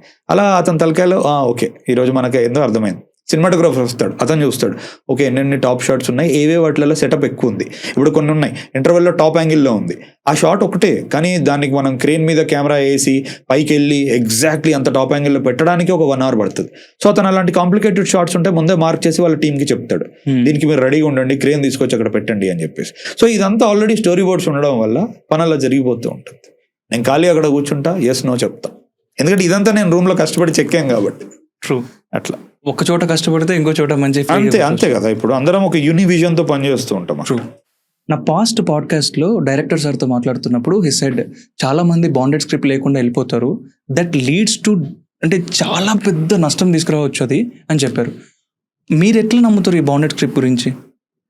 Is it really useful or నార్మల్గా ఉంటే ఉంటుంది లేదనిపిస్తుందా? No it's very useful. ఎందుకంటే bounded screenplay or script అనేది నువ్వు ప్రొడ్యూసర్కి సబ్మిట్ చేసినప్పుడు ఇట్స్ మోర్ లైక్ నువ్వు ఒక మాట ఇస్తున్నావు ప్రొడ్యూసర్కి, నేను సెట్ మీదకి వెళ్ళిన తర్వాత ఏదేదో చేయను, మీకు ఇక్కడ ఆఫీస్ రూమ్లో ఏదో చెప్పి సినిమా ఓకే అయిన తర్వాత నేను ఇంకేదో చేయను, ఎవరిని కన్ఫ్యూజ్ చేయను, నేనేం రాశానో మోస్ట్ ఆఫ్ ద టైమ్స్ అదే తీస్తానని చెప్పడానికి అదొక ప్రామిస్ లాగా వర్కౌట్ అవుతుంది. ఇంకోటి ఏంటంటే ఒక బౌండెడ్ స్క్రిప్ట్ ఉంటే ఏంటంటే అందరికీ వాళ్ళు ఏం చేయాలో సెట్లో అనేది ముందే తెలిసిపోతుంది. ఇప్పుడు కాస్ట్యూమ్ డిజైనర్ ఉంటాడు, ఇప్పుడు నేను నా దాంట్లో ఉన్నప్పుడు ఆమె క్లియర్గా అండర్లైన్ చేసుకుంది, వైట్ డ్రెస్తో పరిగెట్టేటప్పుడు రెడ్ దుపట్టా వేసుకుంటుందని. ఆమెది అండర్లైన్ చేసుకుంటుంది, ఆమె ఎత్తుక్కుంటూ పోతుంది ఎక్కడికో, చార్మినార్ దగ్గరకో ఇంకెక్కడికో నాకు కావాలి అని చెప్పి. ఇప్పుడు అక్కడ రెయిన్ ఉంది, so cinematographer already rain images అన్నీ యూట్యూబ్లో చూడడము, గూగుల్లో నుంచి చూడడం, అతని పని అతను చేసేస్తూ ఉంటాడు. యాక్టర్స్ ఉన్నారు, అరే ఇందులో చాలా ఎమోషన్ ఉందని వాళ్ళు దాని మీద వర్కౌట్ చేస్తూ ఉంటారు. ఇప్పుడు ఇదంతా నేను సెట్కి వచ్చిన తర్వాత రాస్తా అంటే వీళ్ళందరూ ఎట్లా వర్కౌట్ చేస్తారు? ట్రూ. ఏం చేస్తాడో వీడు తెలీదు, అందరూ అక్కడ పళ్ళు కొరుకుంటూ కూర్చుంటారు, ఏం చెప్తాడు ఇప్పుడు ఏం చెప్తాడు ఇతను అని చెప్పేసి. ఓకే, మీ దగ్గర నుంచి వచ్చే వరకు వీళ్ళు వెయిట్ చేయాలి అంతే. ఇప్పుడు అంటే కొంతమంది అలా ఉంటారు, ఈరోజు నిజంగా రాత్రి అడుగుతారు రేపు పొద్దున నాకు ఇది కావాలి అని చెప్పేసి, అది చాలా కష్టం అవుతుంది. అట్లా నేనేం ఎక్కిరిస్తలేను, వాళ్ళకి అది వర్కౌట్ అవుతుంది. నేను అంత స్ట్రెస్ఫుల్గా నేను ఉండదలుచుకోవట్లే, నా టీంని పెట్టదలుచుకోవట్లే. అండ్ ఇంకొకటి, ఒక బౌండెడ్ స్క్రిప్ట్ అనేది ఫినిష్ చేసుకుంటే నాకే కథ ఎండ్ టు ఎండ్ ఎక్కడికి పోతుంది, ఎలా పోతుంది, క్యారెక్టర్ మోటివేషన్స్ ఏంటి, వాటి జర్నీస్ ఏంటి అనేది నాకు ముందే తెలిసిపోతుంది. అది చాలా ఇంపార్టెంట్. కొంతమంది అంటే ఇప్పుడు ఉదాహరణకు చెప్పాలి అంటే మధ్యలో కొన్ని సీన్స్ని నాకు ఆ రోజు షూటింగ్ వెళ్తున్న విధానానికి ఆ రోజు ఎక్కడో నాకు మైండ్ చేంజ్ అయ్యి నేను దాన్ని కొంచెం బెటర్ చేస్తా. హోల్ స్ట్రక్చర్ని నేను ఎప్పుడు మార్చాను. అది మేబీ ఒక సీనో 2 డైలాగ్లో నేను మార్చుకుంటా తప్ప, కొంతమంది అయితే అసలు సెట్ మీదకి వచ్చాక రాస్తారు ఆ సీన్ని. బట్ అట్లనే మనం అది రాంగ్ అనట్లే, వాళ్ళకి అది వర్కౌట్ అవుతుంది. అలా చేసి కూడా వాళ్ళు 100-200 కోట్ల సినిమాలు తీసిన వాళ్ళు ఉన్నారు. నేను విన్నా అలాంటి పెద్ద ఫిల్మ్ మేకర్స్ సెట్ మీదకి వచ్చాక పొద్దున్న రాస్తారని చెప్పేసి. నేను ఇప్పటికీ షాక్ అవుతా, అంత టెన్షన్లో, అంత వర్క్ ప్రెషర్లో కుదురుగా కూర్చొని ఒక థాట్ ఎలా రాస్తారు. But they are writing and they are very successful about it. So it's a very mixed thing. నాకు స్ట్రెస్గా ఉండాలని ఉండదు, నా టీంని నాకు స్ట్రెస్ఫుల్గా ఉంచాలని ఉండదు. That's why I do all this stuff. ఈ బాండెడ్ స్క్రిప్ట్ ఏవైతే ఉన్నాయో, ఈ స్టోరీ బోర్డ్స్ ఏవైతే ఉన్నాయో, ఇవన్నీ ప్రొడక్షన్ యొక్క వేస్టేజ్ని తగ్గిస్తాయా సార్? ఆబ్వియస్లీ. ఇప్పుడు ఉదాహరణ, ఇన్ వాట్ వే? ఇప్పుడు నువ్వు సెట్కి వచ్చిన తర్వాత పలానా ఒక టెక్నికల్ షాట్ తీద్దాం అనుకుంటావు, అంటే నార్మల్ షాట్ కాదు అది, ఊరికే ట్రైపాడ్ పెట్టి కెమెరా పెట్టిన షాట్ కాకుండా ఒక మోకోబాట్ షాట్. ఎగ్జాంపుల్, మోకోబాట్ ఇంతకుముందు నేను చెప్పినట్టు క్రెయిన్ పైనుంచి తీసేది. ఇది స్పెషల్ సెటప్. నీకు దీనికి ఓన్లీ మొక్కబాట్కే నీకు రోజుకి ఒక 3 నుంచి 4 లక్షలు ఖర్చు అవుతుంది. అండ్ ఇప్పుడు ఈ క్రెయిన్ అది ఇది అంటే దానికి ఎక్స్ట్రా 1.5 lakh ఖర్చు అవుతూ ఉంటుంది. ప్లస్ దాంతోపాటు వచ్చే వర్క్ మెన్ అందరూ. నువ్వు ఫస్టే మోకోబాట్లో నీకు ఎన్ని షాట్స్ ఉంటాయి, 4 3 అని నువ్వు రాసి పెట్టుకుంటే సెట్ మీదకి వచ్చిన తర్వాత నువ్వు ఆ పని చేసేసుకోవచ్చు. అలా కాకుండా నేను సెట్ మీదకి వచ్చాక ఆలోచిస్తా అని అనుకుంటావు. ఇప్పుడు మోకోబాట్ వస్తుంది, క్రెయిన్ వస్తుంది, ఇంకో 4-5 సపరేట్ స్పెషల్ ఎక్విప్మెంట్లు వస్తాయి. మనకు జింబల్లలో స్టడీ క్యాంప్స్ ఇట్లాంటివి ఉంటాయి. ఇవి ఎక్స్పెన్సివ్, రోజుకి 40,000 50,000 ఎక్విప్మెంట్ ఖర్చుది. ముఖ్యంగా ఆరీ క్యాంప్, ట్రినిటీ ఇట్లాంటివన్నీ. ఇవన్నీ నువ్వు సెట్ మీదకి వచ్చాక ఆలోచించేటప్పటికి ఏంటంటే ఈ 3 నువ్వు వాడలేవు, ఏదైనా ఒకటే వాడతావు. సో చాలా పెద్ద సినిమాలలో అంటే నేను చూసేది, నేను విన్నది ఆ వర్కింగ్ పీపుల్ లైట్ మ్యాన్ దగ్గర నుంచి ఏంటంటే ఇవన్నీ వచ్చి ఉంటాయి అంట అక్కడ. సో ఇందులో ఏదైనా ఒకటే వాడినప్పుడు మిగతావన్నీ ప్రొడ్యూసర్కి ఖర్చేగా. అదే నువ్వు ఇంట్లో కూర్చొని నీ డిఓపితో కానీ, నువ్వు నీ ఎడిస్తో కానీ, అంటే ముఖ్యంగా మేకింగ్ గురించి నీకు కూడా ఒక విజన్ ఉండి నువ్వు ముందే అనుకుని ఉంటే ఇందులో 4 ఎక్విప్మెంట్ తీసేయచ్చు కదా. ఇప్పుడు పెద్ద సినిమాకి ఎంత ఖర్చు ఉంటుంది చెప్పండి? రోజుకి 50-60 లక్షల ఖర్చు ఉంటుంది. వీటి వల్ల తీసేయగలిగితే, అంటే నేను ఎన్డీ బ్యాక్గ్రౌండ్ నుంచి వచ్చా కాబట్టి నేను ఈరోజు ఒక స్టూడియోతో చేసినా కూడా నేను అలాగే ఉన్నా. 10-15% తగ్గించవచ్చు అప్పుడు డ్రాస్టిక్గా వేస్టేజ్. ఇంత బాండెడ్ స్క్రిప్ట్స్ అన్ని తీసుకున్న తర్వాత మీ దగ్గర ఒక స్క్రిప్ట్ చేతిలోకి వచ్చిన తర్వాత how you caste the people? ఎలాంటి బేసిస్ పైన వాళ్ళని మీరు క్యాస్ట్ చేస్తారు? So first thing I meet people. అంటే దానికి మనకి ఎవరు వీళ్ళే పర్ఫెక్ట్ క్యాస్టింగ్ అనేది ఉండదు. ఏదో అందరూ చెప్తూ ఉంటారు కానీ నేను రాసేటప్పుడు అయితే అతను ఊహించుకున్న ఎవరినైనా ఊహించుకోవచ్చు, ఎవరితో అయినా చెయ్యొచ్చు. యూ డోంట్ మైండ్ నేను ఒక క్వశ్చన్ అడగచ్చా? చెప్పండి. అది చెప్పేది వాళ్ళని ప్యాంపర్ చేయడానికే కదా? అది నాకు తెలియదు అండి, అంటే వాళ్ళు ఎందుకు చెప్తారో నాకు తెలియదు. యాజ్ ఎ డైరెక్టర్గా నిజంగా నాకు అతను ఎందుకు చెప్తాడో అలా తెలియదు. నేను ఓన్లీ ఆ పాసిబిలిటీని క్వశ్చన్ చేస్తున్నా. ఇప్పుడు భూమి మీద ఎవరైనా సరే పలానా ఇతనే చేయగలడు అనేది ఏమీ లేదు. అది పాత్ర. ఎంతోమంది నటులు అక్కడ ఆకలితో కసితో ఉంటారు, అందరూ చేయగలుగుతారు. అవకాశం ఇస్తేనే తెలుస్తుంది. మరి అలా ఎందుకంటారో నాకు తెలియదు. Maybe I think their imagination is so limited అను కాబట్టి అలా. But how real casting works ఏంటంటే, అంటే నేను ఎక్కడో ఒక బుక్ లో చదివిన, హాలీవుడ్ డైరెక్టింగ్ నోట్స్ అనే ఒక బుక్ లో, ఏ క్యారెక్టర్ తనంతటి తను డోర్ తెరుచుకొని నీ దగ్గర నడుచుకుంటాడు అంటే నువ్వు పాత్ర రాసుకున్న తర్వాత you have to meet people, you have to అంటే లుక్ అరౌండ్. ఇప్పుడు కొంతమంది ఉంటారండి టాలెంట్ లో బ్రిలియంట్ పీపుల్ ఉంటారు, వాళ్ళతో నువ్వు గంట సేపు కూడా కూర్చోలేవు తెలుసా రూమ్ లో. I seen people like that. అమ్మ ఈ నేమ్ భరిస్తాం రా బాబు 100 రోజులు అనిపిస్తుంది. ఇంకొకరు ఉంటారు అంత టాలెంట్ ఉండకపోవచ్చు కానీ వాళ్ళతో నువ్వు గంటలు మాడుతావు. నీకు రేపు ఒక్కసారి సినిమా స్టార్ట్ అయిన తర్వాత ఎక్కడో మిక్స్ ఆఫ్ 2 కావాలి నీకు. అంటే వాడికి ఒక 60-70% టాలెంట్ ఉంటే చాలని నేను నమ్ముతా. నేను ప్రతిదానికి నాకు కమల్ హాసన్లు కావాలి 100% అని నేను అనుకోను. ఎందుకంటే నాకు ఒకసారి జర్నీ మొదలు పెట్టిన తర్వాత సాధక బాధకాలు మాట్లాడుకుంటూ నాకు ఒక కైండ్ ఆఫ్ ఆర్మీ, ఒక కైండ్ ఆఫ్ ఫ్రెండ్షిప్ కూడా నాకు ఇష్టం సెట్స్ లో. ఎందుకంటే చాలా టఫ్ డేస్ ఉంటాయండి డైరెక్టర్ కి ఆర్ ఫిలిం క్రూ కి, ఏడీలకి. వీళ్ళందరూ చాలా హై ప్రెషర్ లో పనిచేస్తూ ఉంటారు. అరుచుకోవడాలు లేకపోతే అలా చేస్తేనే పనులు జరుగుతాయి. ఇక్కడ మెల్లిగా ఉంటే జరగవు అనమాట. ఎందుకంటే నువ్వు చాలా ప్యాషన్ తో పనిచేస్తూ ఉంటావు. రోజుకి 750 రూపాయలు 800 రూపాయలకు వచ్చినోడికి అంటే నేను వాళ్ళ వ్యక్తిత్వం నేను తగ్గించట్లా. You shouldn't expect the same passion to them. వాడికి అంతే ఉంటుంది ఈరోజు. కానీ అట్లాంటి వాడితో కూడా నువ్వు పని చేయించుకోవాలి.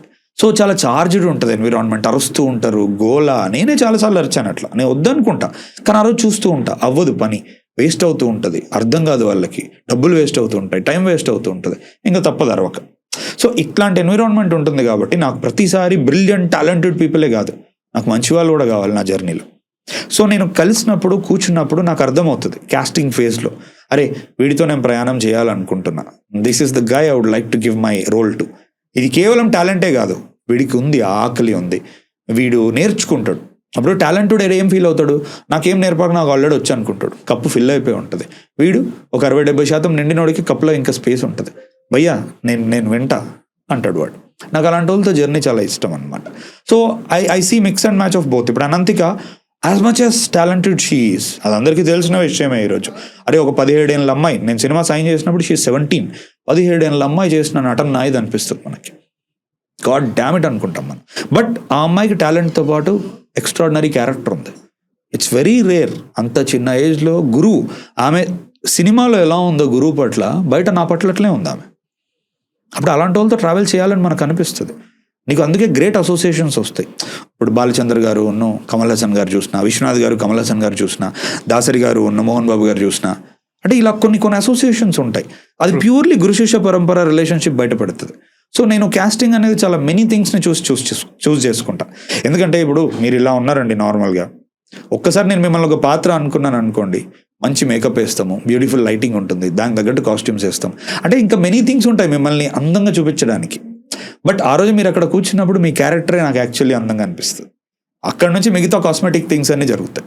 సో నేను అది ఎత్తుక్కుంటూ ఉంటాను అనమాట పీపుల్లో. అలా ఉంటే I like to travel with them.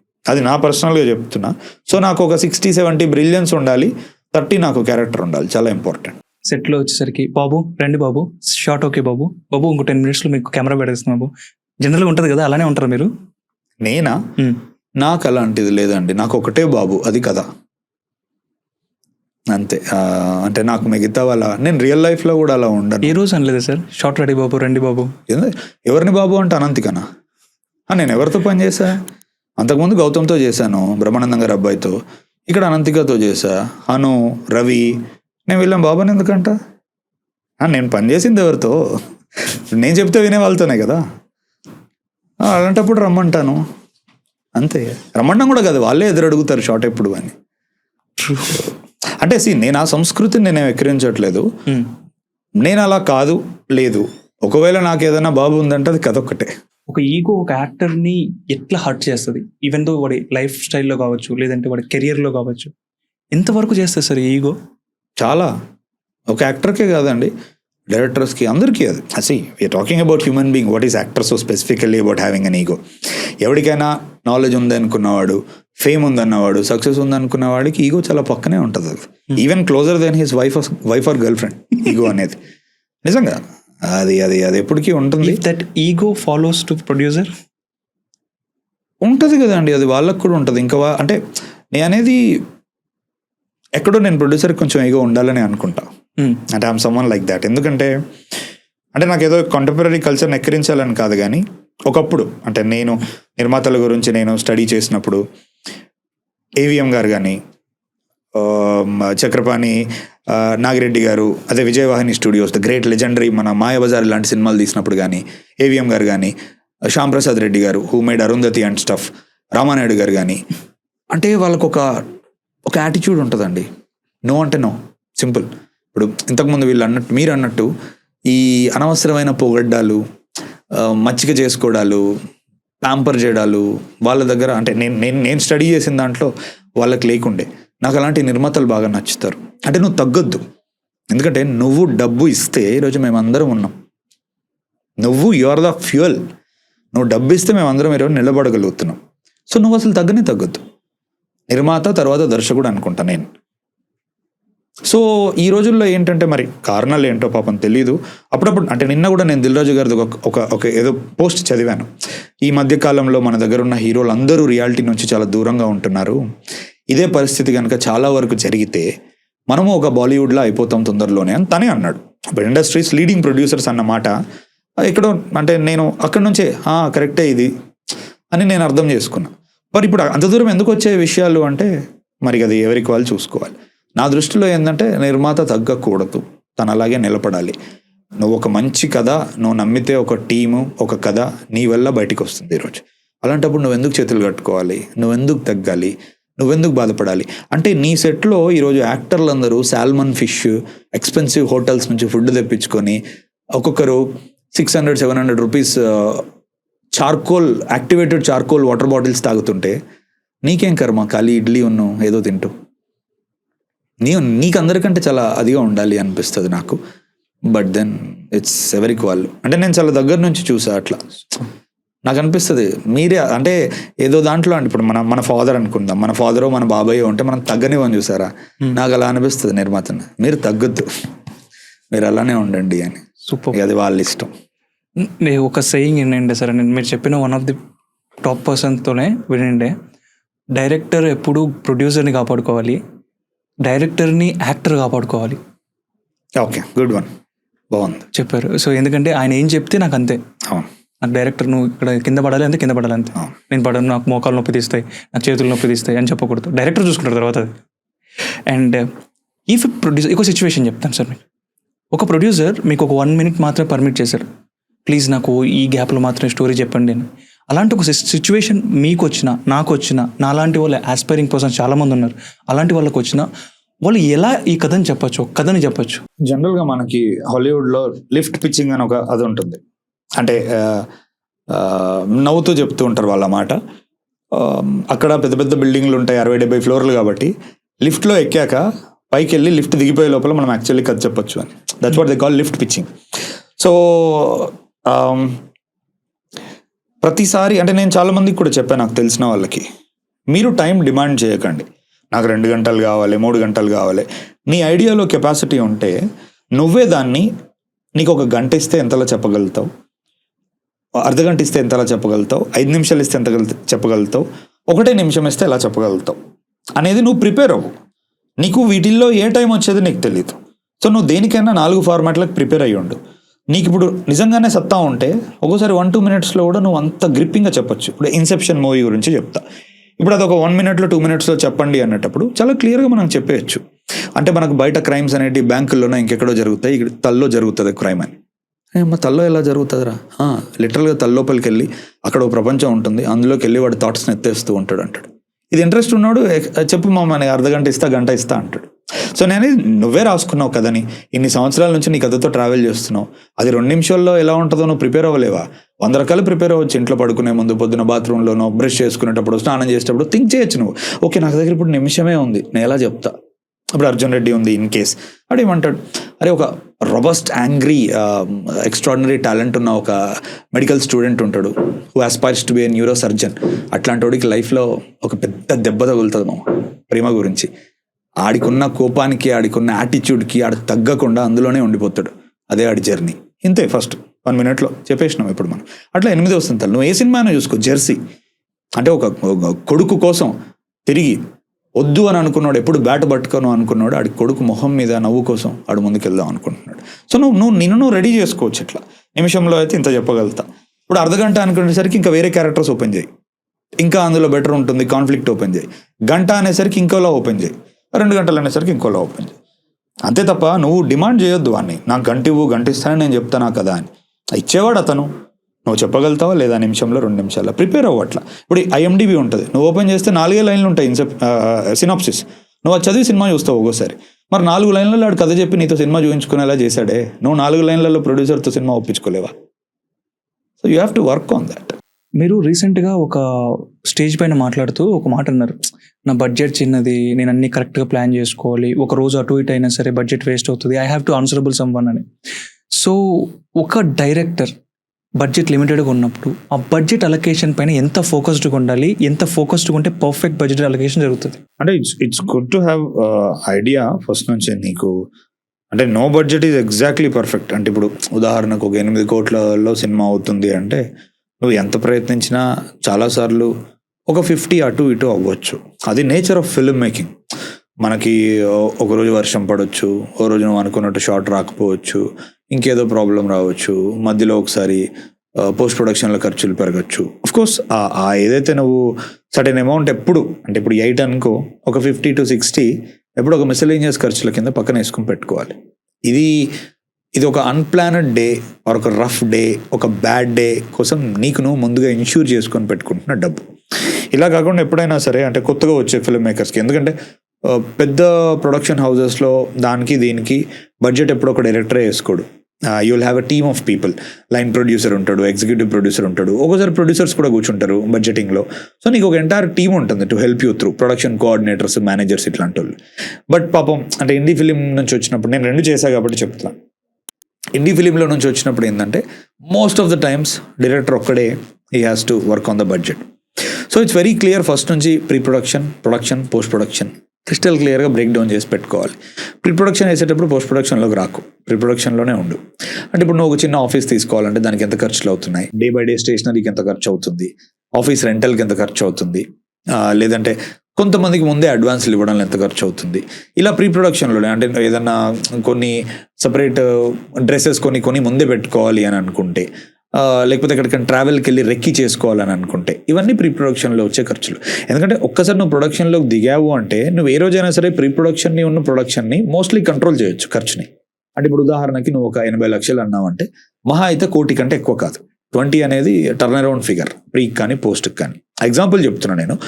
Most of the times production నీ కంట్రోల్లో ఉండదు, ఎందుకంటే నెంబర్ ఆఫ్ ఫ్యాక్టర్స్ ఉంటాయి. నువ్వు ఈరోజు ఏదో షూట్ చేద్దాం అనుకుంటావు, ఆ టైంకి నీకు సడన్గా క్యారెక్టర్ నాకు కొంచెం ఒంట్లో బాగాలేదు నేను రాలేనంటది.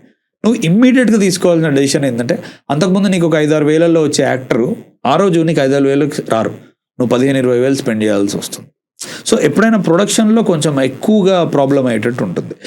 సో ప్రొడక్షన్లో మార్జిన్ ఎక్కువ పెట్టుకోవాలి. ఇప్పుడు నేను ప్రీలో పోస్ట్లో ఒక 20 పెట్టాను చూసారా మార్జిన్, అదే నీకు ప్రొడక్షన్కి వచ్చేటప్పటికి ఒక 50 to 60 మార్జిన్ ఉంటుంది. ఇది ఫర్ యువర్ ఓన్ గుడ్. అవ్వకపోతే మంచిదే రేపు, అయితే నువ్వు ఆల్రెడీ ముందే అనుకున్నట్టు కవర్డ్ అయి ఉంటుంది. సో ఈ pre production, production, post production crystal క్లియర్గా బ్రేక్ డౌన్ చేసుకోవాలి. చేసుకొని 3 వర్టికల్స్లో ఫస్ట్ దానికి లాస్ట్ దానికి ఒక 20% మార్జిన్ పెట్టుకొని, మధ్యలో దానికి నువ్వు ఒక 50-60 lakhs ఎక్స్ట్రా నువ్వు అనుకున్న దానికంటే ఎక్కువ పెట్టుకుంది బెటర్. ఇలా పెట్టుకుంటే ఏంటి అంటే నువ్వు మోస్ట్లీ నీ ప్రొడ్యూసర్కి నువ్వు చెప్పే బడ్జెట్, నువ్వు ఫినిష్ చేసే బడ్జెట్ అంతలోనే ఉంటుంది. ప్రొడ్యూసర్ కన్విన్స్ అవుతారా సార్ మీరు ఇట్లా తీసి పెట్టుకోండి, కొంచెం అట్లా ఎందుకైనా పెట్టుకోండి అంటే? లేదు, అది nature of the film making అండి. ఇప్పుడు మీరు ఈరోజు ఏ ప్రొడ్యూసర్నైనా అడగండి, మధ్యలో అంటే వాళ్ళు ఏదైతే ఒక దానికి అనుకున్నారో దానికంటే ఆల్మోస్ట్ చాలా ఎక్కువ అవుతూ ఉంటుంది. అది జనరల్గానే ఫిలిమ్స్కి అవుతూ ఉంటుందండి. బట్ అది it should always happen for right reasons. అంటే ప్రొడ్యూసర్ కూడా క్లియర్గా అర్థం అవ్వాలి, అరే దీనికి అతనేం చేస్తాడు కరెక్టే, మధ్యలో సడన్గా మనం ఎంత పెద్ద డెసిషన్ తీసుకున్నాము, లేదంటే తొందరగా రిలీజ్కి ముందు వస్తుంది కాబట్టి మనము వీళ్ళకి ఇవ్వాల్సి వచ్చింది, తొందరగా చేయాల్సి వచ్చింది, ఇలాంటి వాటికి అయితే పర్లేదు. కానీ లేట్ చేసి ప్రొడ్యూసర్ ఎక్కువ ఇంట్రెస్ట్ కట్టుకునేలా చేసి ఇంకోటి చేస్తే కష్టం. అండ్ ఇంకోటి, ఇది ఎప్పుడైనా సరే ఒక ప్రొడ్యూసర్ ఉన్న ఒక డైరెక్టర్ ప్రతి 2 నెలలకో 3 నెలలకో కూర్చొని మాట్లాడుకుంటూ ఉండాలండి ఇవన్నీ. అప్పుడే డైరెక్టర్ కూడా తెలుస్తుంది. అంటే ఇప్పుడు ఏదైనా అయిపోయి చివరికి ఎక్కువ బడ్జెట్ అయింది అనేది ఎప్పుడైనా సరే అది ఎవరికి మంచిది కాదు. ఇప్పుడు ఆ మాట అన్నప్పుడు అది ప్రొడక్షన్కి కూడా మంచిది కాదు. నేను అంటాను, ఈ 3-4 నెలలకు ఒకసారి మాట్లాడుకొని ఉంటే ఇంత దూరం రాకపోయేది కదా ఎవరికైనా సరే. అది ఎప్పుడైనా ఇంపార్టెంట్, ఆ కమ్యూనికేషన్ అనేది. అంటే ఎవ్రీ 3-4 మంత్స్కి ఒక క్వార్టర్కి ట్రాక్ చేసుకుంటూ ఇక్కడ వరకు ఇంత అయింది, భవిష్యత్తులో మన దగ్గర ఇంత ఉంది, ఇలానే మనం ఖర్చు పెట్టుకుంటూ పోతే ఎంత అవుతుంది, అలర్ట్ చేస్తూ ఉండడం, అందరూ ఒక పేజ్ మీద ఉండడం చాలా ఇంపార్టెంట్. రెగ్యులర్ ట్రాకింగ్ ఉండాలి, అంతే కదండి. అంటే ఇప్పుడు రోజువారీ చేయలేం కానీ ఒక క్వార్టర్లీకి అయితే మనం చేయొచ్చు కదా. 4 నెలలు అవుతుంది, ఇంత ఖర్చు అయింది, మన దగ్గర ఇంత ఉంది, ఇంతలో మనం చేయగలుగుతామా చూసుకో ఒకసారి. ఈ మోడ్ ఆఫ్ షూటింగ్ వల్ల ఖర్చు ఎక్కువ అవుతుంది, లేకపోతే ఈ మోడ్ ఆఫ్ షూటింగ్లో నువ్వు చాలా తక్కువ ఖర్చు పెట్టినావు, ఎందుకు అవసరం ఏముంది, కొంచెం విలువలు పెంచుకుందాం. ఇలా 2 రకాలుగా మాట్లాడుకోవచ్చు. సో అందుకే ఎవ్రీ 4 మంత్స్కి ఒక క్వార్టర్కి ఖచ్చితంగా డైరెక్టర్ ఉన్న ప్రొడ్యూసర్ అనేది ఒక లాంగ్ 2-3 days మీటింగ్స్ పెట్టుకోవాలి. పెట్టుకుంటే ఇద్దరికి ఒకరి గురించి ఒకరికి చాలా బాగా తెలుస్తుంది. ఇంకా అది ఇంపార్టెంట్. అంతేకాకుండా ఈరోజు సైన్ పెట్టేసి 2 సంవత్సరాల తర్వాత ఎప్పుడో మాట్లాడామనుకోండి, అది ఎవరికి మంచిది కాదు. అంటే ఆపాటికే డబ్బు నష్టమై ఉంటుంది. డైరెక్టర్ ఏమో అరే నా తప్ప ఏముంది నాకు చెప్పలేదు అంటాడు, ప్రొడ్యూసర్ ఏమో అరే ఈ మాత్రం చెప్పాలా అంటాడు. అది ఇద్దరి పాయింట్లు కరెక్టే. డైరెక్టర్కి 100 పనులు ఉంటాయి తల్లో, వాడికి ప్రతిసారి వాడు బడ్జెట్ చూసుకోడు, షార్ట్, ఫ్రేమింగ్, క్యారెక్టర్ ఎటు పోతుంది, కథ ఎటు పోతుంది అని వాడు చూసుకుంటాడు. ఇప్పుడు ప్రొడ్యూసరు అరే సినిమా బాగా వస్తుందా, ఇంకా మన దగ్గర ఎంత ఉంది, ఎంత ఖర్చు అయింది, ఎంత పెట్టచ్చు, ఇతను చూసుకోవాలి. సో ఒకరినొకరు బ్లేమ్ చేసుకోవడం కంటే ఎక్కువ ఎవ్రీ 3-4 మంత్స్కి కూర్చొని మాట్లాడుకోవడం అనేది చాలా హెల్దీగా ఉంటుంది అని నాకు అనిపిస్తుంది. అండ్ యాక్చువల్లీ ఈ క్వశ్చన్ మిమ్మల్ని అడగకూడదు. జనరల్గా ఒక డైరెక్టర్ని పిలిచి ఈ టెక్నికల్గా ఎట్లుంటుంది, ఇవి ఎట్లుంటాయని అడగద్దు, బికాస్ ఎందుకంటే దిస్ ఏ సపరేట్ ప్రాఫిట్స్ ఉంటాయి కాబట్టి. కానీ నేను మిమ్మల్ని అడుగుతున్నా ఎందుకంటే you know all these things. మీరు స్టార్టింగ్ నుంచి ఇప్పటి వరకు each and every face you have seen that all things.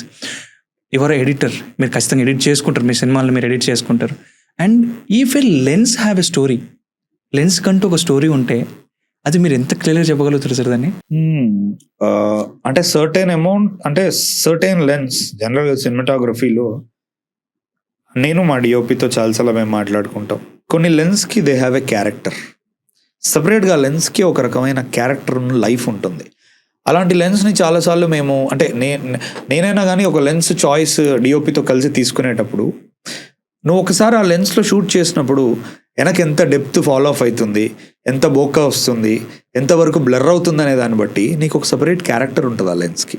అందుకే దెర్ ఇస్ అ సేయింగ్, ఈ టెక్ ఫ్రీక్స్ అందరూ కుక్కి ఒక క్యారెక్టర్ ఉంది అంటారు. అంటే కుక్ అనేది ఇప్పుడు one of the very best industry standard lens అనమాట. కుక్ S4i, కుక్ S7i ఇట్లా ఉంటుంది అనమాట కంపెనీ. ఇప్పుడు కుక్ కాకుండా మనకి కొన్నిసార్లు ఆరీ సిగ్నేచర్ ప్రైమ్స్ ఉంటాయి, వాటికి ఒక క్యారెక్టర్ ఉంటుంది. So it all depends upon ఇండివిజువల్గా డైరెక్టర్గా నాకు ఎంత విజువల్ లాంగ్వేజ్ ఉంది, ఆర్ నా డిఓపికి ఎంత ఉంది, మేమిద్దరం కలిసి ఎలాంటి లెన్స్తో కథ చెప్పాలనుకుంటున్నాం ఆడియన్స్కి అనే దాన్ని బట్టి మేము అది చూస్ చేసుకుంటాం. కొన్నిటికి ఏంటంటే వెనక లైట్స్ మంచి ఫాలో ఆఫ్ ఇస్తాయి బొక్క లెక్క, కొన్నిటికి ఏంటంటే అవి వేరేలా ఉంటాయి. ఇండివిజువల్గా డైరెక్టర్ అతని జర్నీని పట్టుకొని చూస్ చేసుకోవచ్చు. అండ్ నేను నమ్మేది ఏంటంటే రైట్ లెన్స్ అనేది గ్రేట్ పెయింటింగ్ లెక్క క్రియేట్ చేస్తుంది తెర మీద. అందుకే డైరెక్టర్స్కి లెన్స్ నాలెడ్జ్ ఉండడం ఇంపార్టెంట్. అంటే నువ్వేం నిష్ణాతును అయ్యాల్సిన అవసరం లేదు అందులో PhD, but you should know, అరే కుక్ ఫ్యామిలీ లెన్స్ ఇలా ఉంటాయి, ఆరీ ఫ్యామిలీ లెన్స్ ఇలా ఉంటాయి, రెడ్ అయితే ఇలా ఉంటాయి. ఇవన్నీ కాకుండా కొన్ని మనకు రష్యన్ వింటాజ్ లెన్స్ ఉంటాయి అనమాట. మనకు World War II అయినప్పుడు చాలా వరకు నాజీస్ దగ్గర వాళ్ళు వేరే వేరే కంట్రీస్ని ఆక్యుపై చేసినప్పుడు అక్కడ ఉండే గ్రేట్ టెక్నికల్ ఉన్న సైంటిఫిక్ థింగ్స్ అన్నిటిని దొంగతనం చేశారు నాజీస్. అట్లా వాళ్ళు రష్యా మీదకి వాటి మీదకి వార్కి వెళ్ళినప్పుడు అక్కడ గ్రేట్ లెన్స్ ఏవైతే ఉన్నాయో వాటన్నిటిని మ్యానుస్క్రిప్ట్స్ అనేవి వాళ్ళు తెచ్చేసుకున్నారు. నీకు అందుకే ఈ రోజుకి జర్మన్ ఆప్టిక్స్ అనేవి చాలా బ్యూటిఫుల్ ఉంటుంది. ఈ రోజుకి మనకి అప్పట్లో ఉన్న వింటాజ్ లెన్స్ అనేవి రిపేర్ చేసి మార్కెట్లలో అమ్ముతూ ఉంటారు. ఇప్పుడు మా డిఓపి 1-2 సార్లు తెప్పించాడు అలాంటి లెన్స్. అవి చీప్ చాలా, కానీ వాటితో ఇమేజ్ వేరేలా ఉంటుంది అనమాట అంతా. సో ఇదంతా డైరెక్టర్ తెలుసుకుంటే నువ్వు స్టాండ్ అవుట్ అవ్వచ్చు నీ విజువల్ లాంగ్వేజ్ లో వేరే వాళ్ళకంటే. ప్రతిసారి డిఓపి మీద డిపెండ్ అవ్వాల్సిన పని లేదు, నువ్వు చెప్పొచ్చు అతనికి, యూ కెన్ హెల్ప్ హిమ్. వాడికే 100 టెన్షన్లు ఉంటాయి తల్లో, అరే లైటింగ్ ఎట్లా క్రియేట్ చేయాలి అని. దాంట్లో డైరెక్టర్ ఇన్ఫార్మ్డ్ అయితే వాళ్ళు హ్యాపీగా ఫీల్ అవుతారు. ఎందుకంటే రేపు వాడు డిస్కస్ చేయొచ్చు, భయ్య ఈ లెన్స్ మనం పెడదాం అని నా దగ్గరికి వచ్చి ఎప్పుడు చెప్తాడు, నాకు లెన్స్ మీద నాలెడ్జ్ ఉన్నప్పుడు. లేనప్పుడు ఏం చేస్తాడు, వాడు ఏదో కింద మీద పడతాడు, వాడు తెచ్చుకుంటాడు. కానీ వాడు ఎగ్జైట్మెంట్తో వస్తాడు నా దగ్గరికి వచ్చినప్పుడు, భయ్యా నేను మొన్న ఒక లెన్స్ చూసినా దాని క్యారెక్టర్ వేరే తిరుగుంది. ఇప్పుడు పెజ్వాల్ లెన్స్ అని చెప్పి ఉంటుంది అనమాట, D1లో వాటిలో వీటిలో వాడతారు. దాని బ్యూటీ ఏంటంటే మధ్యలో మీ ఫేస్ చూపిస్తుంది, చుట్టుపక్కల ఉన్నాయి అన్నిటిని స్ప్లిట్ చేసినట్టు చూపిస్తుంది ఇట్లంతా. ఓకే, నీకు అలాంటివి చెప్పినప్పుడు ముఖ్యంగా మనం సైకలాజికల్గా ఒక క్యారెక్టర్ డిస్టర్బ్డ్ అయినప్పుడు, చాలా హ్యాపీగా ఫీల్ అవుతున్నప్పుడు, అంటే మనం ఆ పర్టికులర్ ఇమేజ్ని ఎక్కడ వాడచ్చు అని డైరెక్టర్ను డిఓపి డిస్కస్ చేశారనుకోండి, బ్రిలియంట్ ఇమేజరీ ఉంటుంది. రేపు నువ్వు థియేటర్కి వెళ్ళాక నీకు తెలియదు యాజ్ అన్ ఆడియన్, బట్ నేను ఎప్పుడు చూడలేదేంటి ఇలాంటిది అనుకుంటాం. ఎందుకంటే మేము అది ఎక్కడితో తీసుకొచ్చి ఇక్కడ పెడదామని ట్రై చేస్తున్నందుకు. సో అది చాలా ఇంపార్టెంట్ లెన్స్ లాంగ్వేజ్ అనేది తెలుసుకోవడం. This is the secret behind of your poetic visuals and in a way చెప్పుకోవచ్చు. నాకు అనిపిస్తుంది ఒక డైరెక్టర్కు ఎడిటింగ్లో కూడా కొంచెం టచ్ ఉండడం వల్ల ఆ సినిమా ఇంకొంచెం మంచి అవుట్పుట్ వస్తుంది అని. Is it true or wrong? Of course it is true. అంటే ఏ డైరెక్టర్కైనా మేబీ వాళ్ళు కూర్చొని వాళ్ళ చేతులతో కట్ చేయకపోవచ్చు, కానీ ఎనీ గుడ్ డైరెక్టర్ అవుట్ దేర్కి ఒక ఎడిటింగ్ సెన్స్ ఉంటుంది, వెరీ క్లియర్. అంటే మనం ఇండస్ట్రీలో ఏ పెద్ద డైరెక్టర్ అయినా తీసుకోండి, హిస్టరీలో కూడా గ్రేట్ ఆల్ఫ్రెడ్ హిచ్కాక్ దగ్గర నుంచి వీళ్ళెవరు టేబుల్ మీద కూర్చోరు, బట్ వాళ్ళు కట్ మాట్లాడతారు. అంటే నేను ఎక్కడో విన్నా, అంటే కృష్ణ గారి గురించి కూడా నేను ఎక్కడో చదివినప్పుడో విన్నప్పుడు, కృష్ణ గారు ఫైట్ అయినప్పుడు చెప్పేస్తాడంట కట్. సూపర్ స్టార్ కృష్ణ గారు ఫైట్ జరిగేటప్పుడే ఇక్కడ కట్ అక్కడ కట్ అని చెప్తారంట. తీసుకెళ్ళి మనం అది వేసుకుంటే చాలా పర్ఫెక్ట్గా ఉంటుంది. అంటే sometimes you should have that sense, ఏది పడుతుంది ఏది పడదు అనడం వల్ల షూట్ టైం అనేది తగ్గుతుంది. పొలోమని తీసుకుంటూ పోవు ప్రతిది. ఎంతవరకు అవసరం, ఓకే అవసరం లేదు కదా. కవరేజ్ అంటాం మనం దాన్ని. మోస్ట్లీ మనకి కాస్ట్ అయ్యేది ఎప్పుడైనా కవరేజ్ నుంచే. అంటే ఒక సీన్ని 4-5 యాంగిల్లో నుంచి మనం తీస్తూ ఉంటాం. ప్రతి సీన్ని తీసేవాళ్ళు ఉంటారు కొంతమంది. అట్లా ఏ సీన్ అవసరం అవుతుందో ఆ సీన్ తీసి మిగతా సీన్లు వదిలేయాలి. అది ఎడిటింగ్ నాలెడ్జ్ ఉన్నప్పుడే కదా వర్కౌట్ అయ్యేది. అరే ఆ యాంగిల్ నుంచి పడదు కదా కట్టు, ఎందుకు తీస్తున్నామని. అట్లా ఎంఎస్ నారాయణ గారు కూడా ఒక షార్ట్ తీస్తున్నప్పుడు సార్ చెప్తాడంట 10 minutes వస్తుంది, 2 minutes వస్తుంది, 3 minutes వస్తుంది, ఈ యాంగిల్ వస్తుంది అని చెప్పేసి అంత క్లియర్గా వాళ్ళకి ఐడియా ఉండేదంట. మేబీ అంటే కొంతమంది వాళ్ళు బాగా అబ్జర్వ్ చేస్తారు సెట్స్లో ఉండి. ఇప్పుడు మైట్ బి ఎంఎస్ నారాయణ గారు అంత కామెడీ హ్యూమర్ యాక్టర్ అయినా షార్ట్ గ్యాప్లో తను ఏం అబ్జర్వ్ చేస్తాడో మనకు తెలియదు కదా. తను అక్కడ నుంచి నేర్చుకొని ఉండొచ్చు అది. లేదంటే తను షార్ట్ చాలా తీసిన తర్వాత ఎంతవరకు ఎడిట్లో వచ్చిందో చూసి కూడా తనకి ఎడిటింగ్ అంటే ఇలా ఉంటుందా అని అర్థమై ఉండొచ్చు.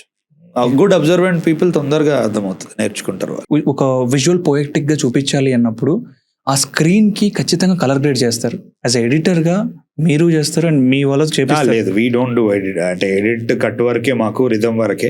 దాని తర్వాత సపరేట్ డిపార్ట్మెంట్ ఉంది, కలరిస్ట్ అనేది. Okay. So he will do the handling, అంటే డిజిటల్ ఇంటర్మీడియట్ డిఐ అంటాం మనం దాన్ని. కలర్ అంతా కలరిస్ట్ వాళ్ళే చూసుకుంటారు. ఓకే. ఆ డిఐ దగ్గరే మొత్తం విజువల్స్ మారిపోతాయి. అవునవునవును, మొత్తం మారిపోతాయి. దాని మీనింగే మారిపోతుంది మొత్తం. ఓకే. అంటే యూ కెన్ డ్రింక్, నాకు ఇలాంటి మోడ్ కావాలంటే ఈ మోడ్లో నాకు రావాలి అని. Yes. So how does that work అంటే, ఇనిషియల్ స్టేజెస్ నుంచే డిఓపితో, ప్రొడక్షన్ డిజైనర్తో, కాస్ట్యూమ్ డిజైనర్తో, వీళ్ళు ముగ్గురు చాలా ఇంపార్టెంట్ పీపుల్. ఎందుకంటే అంటే వీఆర్ టాకింగ్ అబౌట్ కలరింగ్ కాబట్టి అసలు ఒక కలర్ అనేది ఎట్లా ఫామ్ అవుతుంది ఒక ఇమేజ్లో. ఇప్పుడు కాస్ట్యూమ్స్ ఉన్నాయి, కాస్ట్యూమ్ డిజైనర్ అక్కడే కూర్చున్నప్పుడు ఈ సీన్లో ఎటువంటి ఎమోషన్స్ ఉన్నాయి, ఎందుకంటే ఇప్పుడు చాలా పెయిన్ ఉన్న పెథాస్ ఉన్న ఎమోషన్స్లో నువ్వు కొట్టొచ్చే ప్రైమరీ కలర్స్ వాడలేవు. అక్కడ ఆమె ఎల్లో వేసుకొని ఏడుస్తూ ఉంటే నీకు అంతగా ఎక్కదు, చెప్పలేకపోవచ్చు సైకలాజికల్గా. కానీ అదే షాట్లో అమ్మాయి గ్రే డ్రెస్ వేసుకొని ఏడుస్తూ ఉంటే నీకు కొంచెం ఎక్కుతుంది, ఎల్లో కంటే ఎక్కువ. ఎందుకంటే yellow signifies happiness. Yellow mostly speaks about optimism, bright colours. So ఈ నాలెడ్జ్ ఉండి కాస్ట్యూమ్ డిజైనర్తో చెప్పినప్పుడు ఆమె నీకు ఒక రకమైన సరే ఓకే సార్ ఇది ఏడుస్తుందా, మనం న్యూట్రల్ వెళ్ళిపోదాం ఇన్ ద కలర్స్ అని చెప్పినప్పుడే డిఓపి ఆ న్యూట్రల్ కలర్కి తగ్గ లైటింగ్ నీతో మాట్లాడుతూ ఉంటాడు. ఇప్పుడు 2 డిపార్ట్మెంట్లు అయినాయి. ప్రొడక్షన్ డిజైనర్ వచ్చేసి ఒరే నేనేమి గెలుక్కొని పాడు చేయొద్దు వీళ్ళిద్దరిని, ఈమె న్యూట్రల్ కలర్తో కాస్ట్యూమ్ తీసుకొస్తా అంటుంది, దీనికి ఇతను తగ్గట్టు లైటింగ్ తీసుకొస్తా అంటుండు, సో నేను సెట్లో ఎక్కడ పాప్ అయ్యే కలర్స్ పెట్టను, ఆ సీన్కి అన్ని వీటికి లోబడే పెడతా అని అతను అనుకుంటాడు. సో ఇప్పుడు ఈ ముగ్గురి సమక్షంలో డైరెక్టర్ కూర్చున్నప్పుడే ఇక్కడే 60-70% ఆఫ్ ద కలర్ ప్లాన్ అయిపోతుంది. ఓకే, షూట్ అయిపోయిన తర్వాత రేపు డిఐకి వచ్చి కలరింగ్కి వచ్చినప్పుడు ఇంకా మనోడు దాన్ని బట్టి చూసి ఓకే డైరెక్టర్ ఆరో చెప్పి డిఓపి చెప్పిన 3 ప్రకారం చూస్తే కనుక ఇది 3 ఉండాలి, ఇందులో ఈమె ఏడుస్తుంది అని దానికి తగ్గట్టు మనోడు స్పెసిఫిక్గా కొన్ని మార్క్ చేసి మిగతా దాంట్లో ఎక్స్పోజర్ తగ్గించడం, ఇమేజ్ని డార్క్ చేయడం జరుగుతుంది. So most of the image happens in the room. First నువ్వు డిస్కస్ చేసి ఈ ముగ్గురు కలిసి తీసుకున్నప్పుడే ఇక్కడ బాగా పండుతుంది అనమాట. అంతే తప్ప నువ్వు ఎలా పడితే అలా షూట్ చేసేసి కలర్స్ దగ్గరికి వెళ్ళి భయ్యా స్లైడర్ రైట్కి జరుపు, లెఫ్ట్కి జరుపు, ఇక్కడ తగ్గించు అంటే పాపం ఆడు చచ్చిపోతాడు. ఇంకొక పాడ్కాస్ట్ చేయాలని ఉంది సార్ నాకు. ఇంకెవరైనా అమ్మాయితో క్వశ్చన్స్ రాయిస్తావా? సార్ లేదు సార్ అమ్మాయి ఏంటి కంటెంట్ రైటర్ సార్. నేను కంటెంట్ రైటర్ అని అన్నాను. Thank you sir. నాకు ఎందుకు భయం అవుతుంది సార్ అడిగే క్వశ్చన్స్. సార్ ఇవన్నీ ఉంచాలి, కట్ చేయొద్దు. ఏంటంతా క్లినికల్ గా ఉంటది పాడ్కాస్ట్. లేదు సార్ కట్ చేయండి సార్. అంటే give people those spaces to laugh. True sir. And sir మీకు మా టీమ్ మీకు ఎలా అనిపించింది, కొంచెం ఏదైనా ఇన్పుట్స్ ఉన్నా అడ్వైజెస్ ఉన్నా I take it as words. అంటే ఒక ఫేస్లో గ్రోయింగ్ ఫేస్లో ఐ టేక్ దట్. బికాస్ ఒకప్పుడు నేను ఒక short film I'm telling as a fan boy, short ఫిలింలో చూసి స్క్రీన్లో చూసి బా ఏం రాసినారు ఏం మాట్లాడినారు అని కొంచెం ఫ్లట్టింగ్ గురించి మే లైన్స్ వాడుకున్నాను సార్ నేను, అది మాత్రం ఒప్పుకుంటాను. చాలా మంది అంటే చెప్తూ ఉంటారు నాకు మధురం ఎట్లా హెల్ప్ అయింది. మొన్న కూడా ఒక అబ్బాయి అన్నాడు, అన్నా అమ్మాయికి ప్రపోజ్ చేయాలంటే ఏదో కష్టపడాల్సిన పని లేదు, 2 సార్లు మీ సినిమా మొత్తం చూస్తే ఏదో ఒక లైన్ వస్తుంది, పోవచ్చు కూర్చోవచ్చు అని. I smiled. సో అక్కడి నుంచి ఉన్న నేను right now I'm sitting in front of you. This is great opportunity for me. మేము మీ ముందు కూర్చున్నా. సో మీరు ఏం చెప్పినా నాకు that's a word to me. I will definitely take that. I will definitely take it, make it action within no time. See, this is too short for me even to say something like that. ఎందుకంటే నీకు నా work ఎప్పటి నుంచో తెలుసు అని నువ్వు చెప్తున్నావు, నాకు నువ్వు ఇప్పుడే తెలుసు. So I can't pass it just like that. But నాకు అనిపించింది దాని ప్రకారం అట్లీస్ట్ ఈ పాడ్కాస్ట్ ఒక 1.5 hour నేను చూసిన దాని ప్రకారం ఏమైందంటే, అంటే ఇంకా చాలా వరకు ఏదైతే మనకి రియాలిటీ రిఫ్లెక్ట్ అవుతుందో, చూసేవాడికి నిజంగా ఇది బాగా పనికి వస్తుందో, కొన్ని పర్టికులర్ ఘట్టాలు, కొన్ని పర్టికులర్ థింగ్స్ని మనం పట్టుకొని కనుక ముందుకు వెళ్తే బాగుంటుంది. నాదనే కాదు ఎవరి జర్నీలోనైనా. అంటే ఇప్పుడు మీరు నన్ను బయోగ్రఫీ ఎందుకు చదువుతారు అని అడిగిండ్రు చూసావా, అలా ఫస్ట్ ఎందుకు ఇంటర్వ్యూ చేయాలి అనే దానికే సపరేట్ ఒక పేజ్ కేటాయిస్తే చాలా బ్యూటిఫుల్ ఉంటుందని నాకు అనిపించింది. Not that whatever happened తక్కువ నేను అనట్లా, but we all aspire to be a little bit higher కదా, ఆ స్పేస్ నుంచి చెప్తున్నా. Thank you sir, thank you so much. నాకు తెలిసి నేను మామూలుగా ఇంత నవ్వుతూ నేను మాట్లాడేది లేదు. Okay sir. I don't know మరి, I like it that. So just be that kind of host. Thank you sir, thank you so